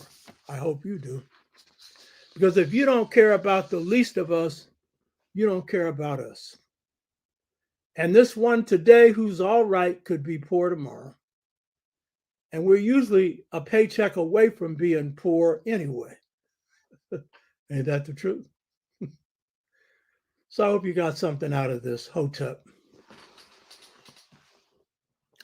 Crates fur. I was just thinking about the importance of food. Unfortunately, in America, we've been subject to an unnatural food system set up by unnatural people. We got all this crap in the store shelf. Yeah, that's true. We need to grow more of our food. We used to grow more. And again, this country's policies have favored the big farmer against the small farmer and white farmers against Black farmers. So Black farmers have not received the help that they should.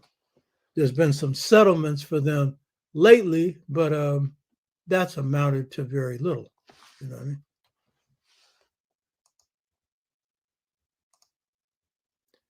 So let me see what else is here. I hope some people got some comments and questions here.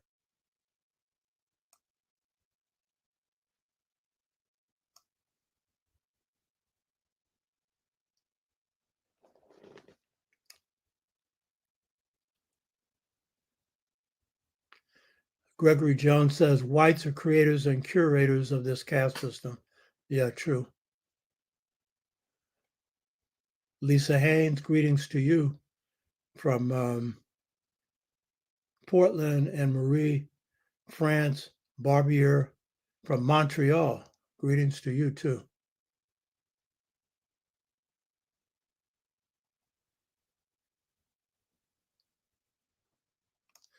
Brother Ugawa, Dr. Amos Wilson spoke about an agreement between the Black establishment and the white establishment, which essentially ended the civil rights movement. Can you speak on this? I know of no such agreement. You know, the civil rights movement was ended because it had been successful. And in the South, it had been successful in achieving. This is an activist perspective. This doesn't come from a book. I was on the ground. I could see it. I was a part of it. It came from them succeeding in achieving the right to vote and the ending of legal apartheid, legal segregation. So the problem in the South was what happened next. King decided to move north, and his issue was to address the issue of economic inequality and stuff, but he didn't have a programmatic way to do that. His Poor People's Campaign ended up being the best he could do at that point, and he was killed before he could carry it out. So the real problem with the ending of the civil rights movement in the South, or Black freedom movement, was it split after that because SNCC, for example, you had people going in different directions. Some went in the direction of the slogan Black Power. Some went in the direction, like James Forman, of socialism. Some went in the direction of the system. Some ended up in Congress, a few. John Lewis, for example. John Lewis became really a mouthpiece for the Democratic Party. He was a good person in SNCC, but he was frozen. He didn't grow past 65. He didn't get King's message of radical restructuring, though he loved King.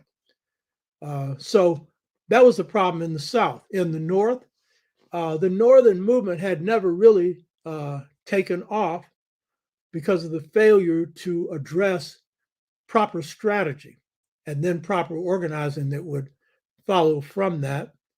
But in a movement like, say, the San Francisco Black Freedom Movement, it ended in 65 because we had achieved our successes. We had defeated the economic power structure and we did other things. So then our move was to then move to form what became Pan-African People's Organization. And we moved from the mass movement organizing to institution building Black schools, providing food for our people, educating our people. There's a whole host of things. Pan-Africanism, supporting African liberation movement. So the point is, that's what really happened. It wasn't the Black establishment. Black establishment couldn't have ended it if they wanted to. Gregory Jones, Eurocentric capitalism.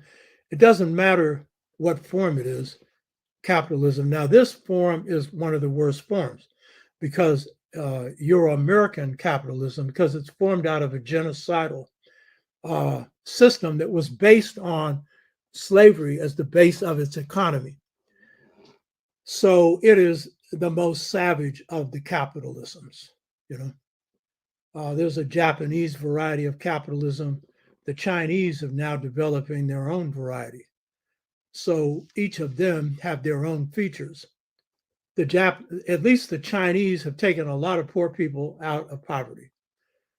But Deng Xiaoping, who did the restructuring or the modernization of China that occurred in 30 years, he started in the 70s, in his 70s, he accepted the idea that there would be some billionaires.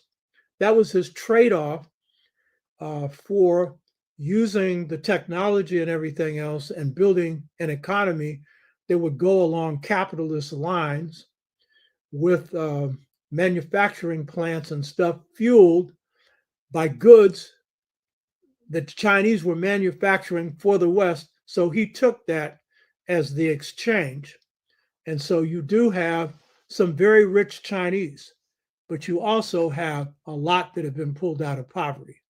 But in the end, the question is, what good is that going to do China in the end? Capitalism, what good?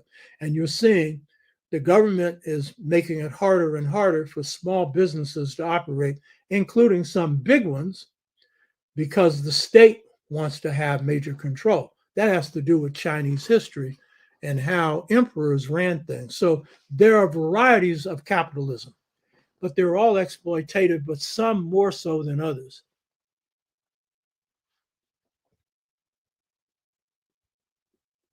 Yeah, higher hecker.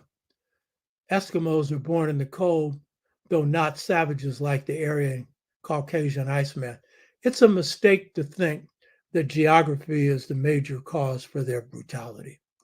I'm not going to explain that because that'll be 2 books from now.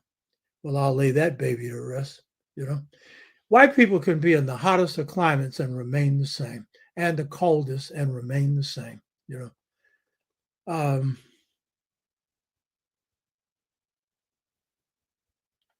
Wally, make something. A people who make no thing of value are thought of as valueless. Make something. Well, we make something. Do we get a share in the value? Is the question, you know. See, the book Iceman Inheritance is one of the few times I criticized John Henry Clark for writing the introduction to that. I just told him, it was on the phone. What did he have to do with writing that introduction? That's a piece of bull. That book, riddled full of errors. That author, who claimed to be part Native American, was really covering Diop's two-cradle theory. And so he came up with this idea that whites were the way they were because of the ice. It's because of the way in which nomadism operated coming out of an Aryan system, and weather wasn't the cause of it.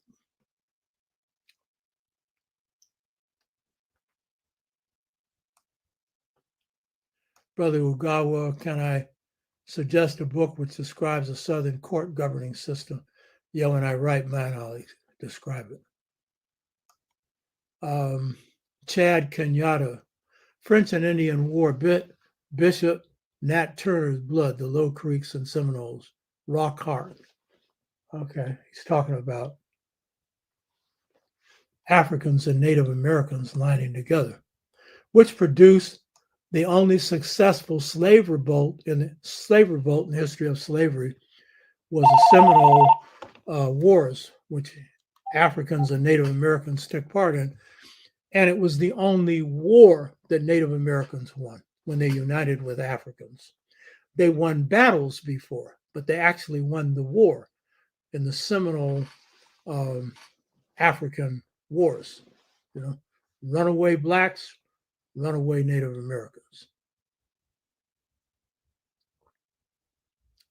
Wolf Manlou, projected amount of spending by blacks in 2024 is 1.3 trillion. Let that sink in. Yeah. And we need to use more of it for our own development.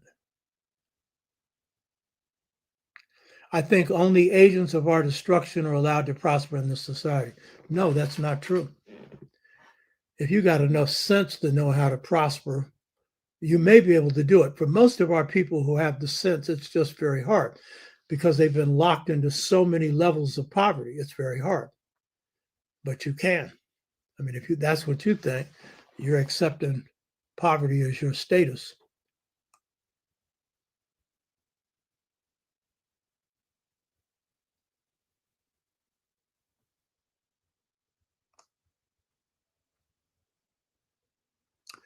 Wolf Manlou was saying we need a radical revolutionary political party, not this neo-colonialism and neoliberalism. Yeah. And if you think you're all going to be assassinated, look at me. I'm still here. Hey, baby. You don't all go down to the gun, you know. Wolf Manlou, black neighborhoods here in Chicago, the few that remain, are in food deserts now. Yeah. And in a lot of those places, we could build our own places where we provide food, supermarkets, cooperatives.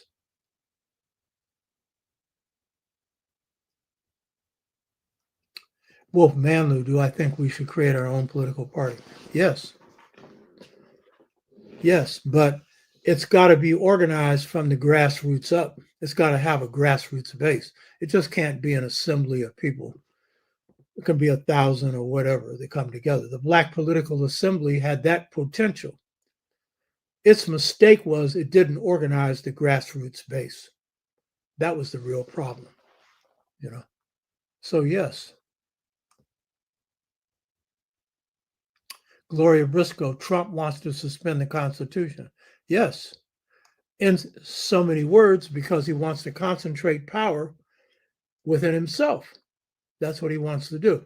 He wants to pull all government agencies directly under his control. And of course, he means especially the Justice Department.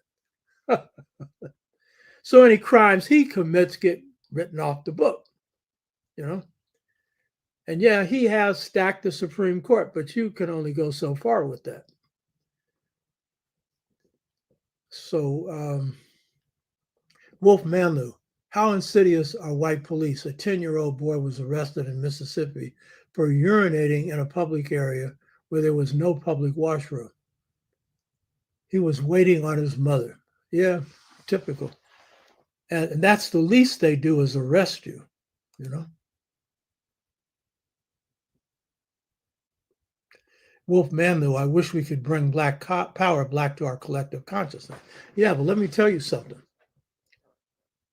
Black power was a good slogan. It came out of the rising consciousness of the Black freedom movement. That's mainly where it came from. Malcolm contributed to it, but it mainly came through the awakenings we underwent through engaging in struggle, North and South. But Black power was a slogan. It was never translated into a program. And that was the weakness of Black power. And there are a lot of reasons, but I'm just going to say the slogan was fine, but you needed program behind it. That's what we still need, you know.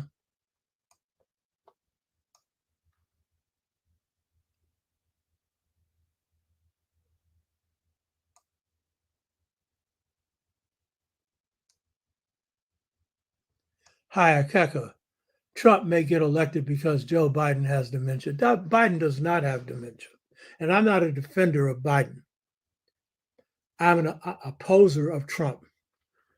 Biden's quite alert. He has a bad thing. He used to stutter and stuff like that. But, you know, he ain't suffering from no dementia. It's Trump who hasn't got anything upstairs. He got in the White House and he could have passed a vast infrastructure bill. Didn't do it because he didn't know how and didn't know how to delegate to somebody that could. That would have got him reelected. You know what I mean? Trump's unhealthy. I mean, ain't nobody talking about his health. You know what I mean? He dyes his hair and he puts himself under a machine so that he keeps his color looking healthy. He eats hamburgers a lot. I mean, you know, the guys, you want to talk about a picture of lack of health, it's him.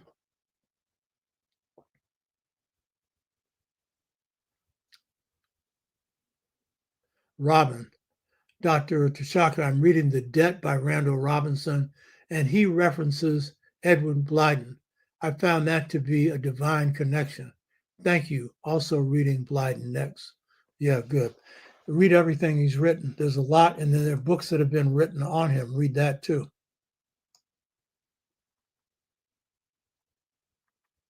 Wolf Manlu. A homeless black man had a tent near my house. He died last week during that streak of 90s. How are people being shipped here getting housing, but black citizens can't? Yeah. And I should point out that Bill Clinton ended low-income housing legislation. He just wrote it off the books. That was a part, again, of his neoliberalism. Whereas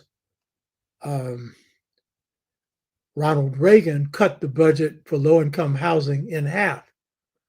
And then you had the Democrats coming along and going all the way. So that's pressure that has to come from the grassroots to not only have that restored, but substantial amounts of money put into low and moderate income, particularly low income housing, so that it's available to the states and cities. And you have to have a way to put it directly into the hands of cities, because the states in control of whites will often divert it. So that's all part of what has to happen.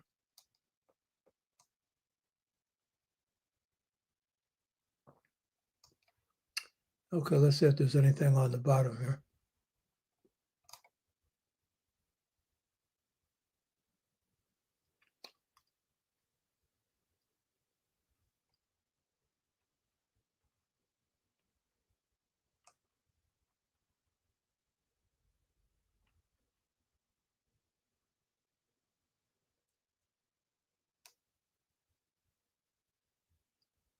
Ed Donaldson, Tammany Hall played a key role in New York politics during the Civil War and the New York draft riot. Yes. And a part of the Democratic Party, which was in the North, also supported the Civil War. They just couldn't do anything because they were outmaneuvered, you know.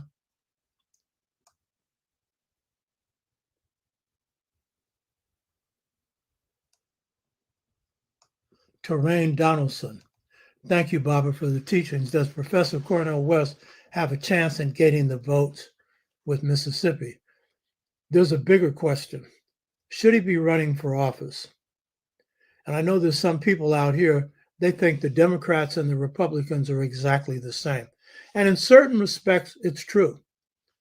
They're both war parties. And the one thing, good thing you can say about Trump is he didn't have a war during the 4 years he was in office. Not because he's anti-war, but because he is a nationalist concerned about building American power. Doesn't want to venture out into the world. But Cornel West supported another person for president in the campaign in which Hillary ran for office. And he had been a former core member, and he supported him against Hillary because Hillary's a neoliberalist, and Hillary supported the major programs that were not really good for Black people. But he, me, and many others say that a campaign by Cornel West could shift the election to Trump. And the reason is it's likely to be a close election. Cornel West has the capacity to generate a few million votes. That could make the difference in the outcome of the election. He's saying it won't. He knows darn well it could. And if you're looking at these opinion polls right now, they're showing you that.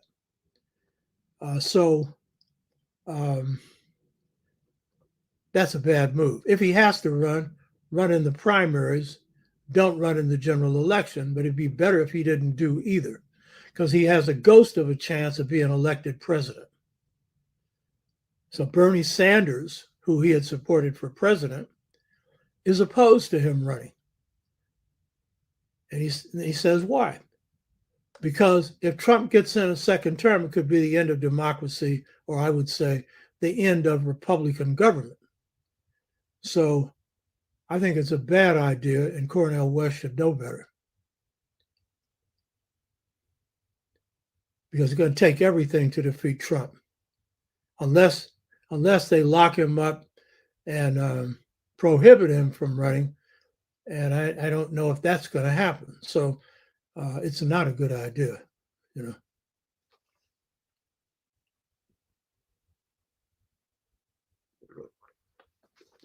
Lisa Haynes, I'm in need of a federal attorney. I filed my class action suit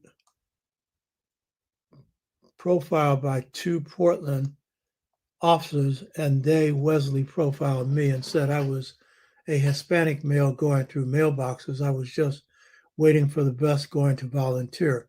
I'm a community member wife. I went to 2 federal trials here in Portland, Oregon.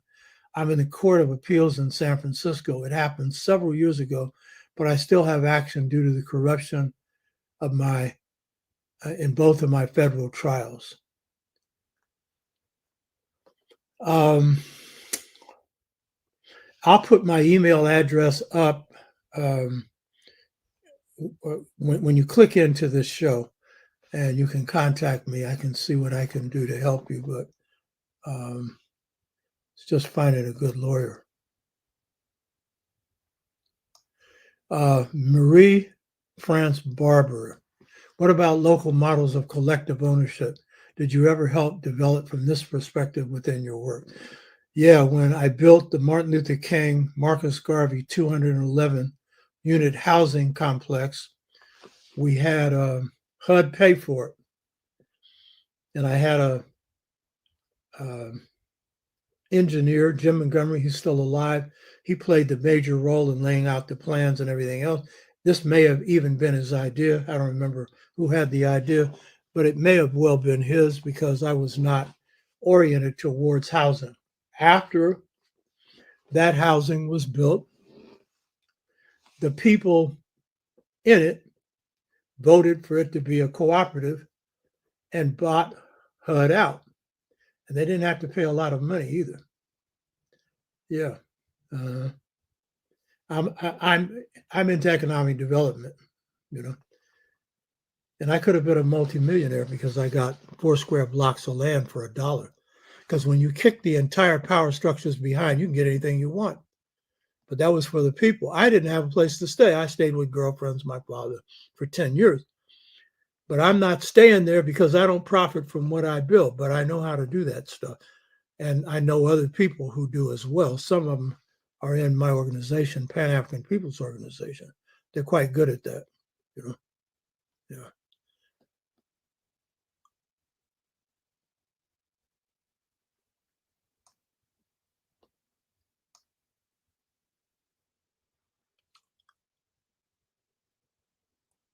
Chad Kenyatta Lee. I talked to Neely Fuller. That was a great influence on one of our great thinkers about the race problem on 8/22/23. We need a Sankofa tax on all products produced and sold in the white 5 states that benefited directly from chattel slavery. Probably more than just those 5. End slavery, is that a word? Low. Well, you all have made it one.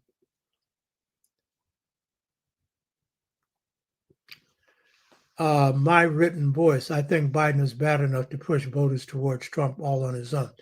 Any black who's foolish enough to vote for Trump doesn't understand what they're doing. And Biden has been bad on foreign policy, bad on the war in Ukraine, bad on this whole issue of Iran, bad on China, because the military-industrial complex is, you know, anti-China. His foreign policy is no good. Bad on deporting Haitians. Bad on generally dealing with refugees who come into this country who are brown or of color. Bad. But when it comes to domestic policies, we push them in positions that are better than have been adopted before. And if you have Trump in office, you're going to see a clampdown like you've never seen before. And so, in fact, if you've read his infrastructure bill, it actually has a lot of good stuff in it. Have you read it? And it's the 2 moderates in the Democratic Party that has hung the Democratic Party up on expanding voting rights legislation to down what the Supreme Court has done to strip it of our rights. And so we need to put more people in the Senate for that to happen. So if you think that Biden is worse than Trump, you haven't really done your homework. But I'm telling you, you have already had a shift to the right. The right wing is extremely powerful. And it's only the black grassroots movement that has put a check on that. And the answer is not putting Trump back in office or staying at home when you could do something. You better understand what's at stake. Fascism is at stake. Fascism. You have the power to deal with that. So when it comes to wielding power, it's not always pretty and perfect. It's ultimately what's in your people's best interests. That infrastructure bill is going to provide a lot of jobs. Have you looked at it? It's going to do something to curtail global warming, though he's taken some contradictory positions on fossil fuels. That's something we have to fight him on, you know.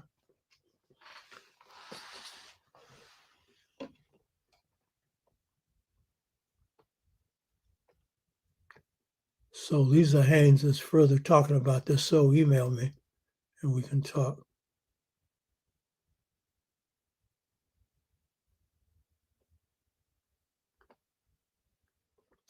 Marie France Barbier, we will invite you to Montreal to collaborate. We are working on new models of socioeconomic development from a community level and need to learn from the best. Yeah, good. I only travel when it's really important, and that could be important. You know, economic development is important, but also remember, are you in Montreal, Canada? I assume you are. They have a different economic system, so under their capitalism, they have some social programs and stuff that this country doesn't have, and they have a different level of violence that people face in their community, much lower than here. So you have a different context to work within.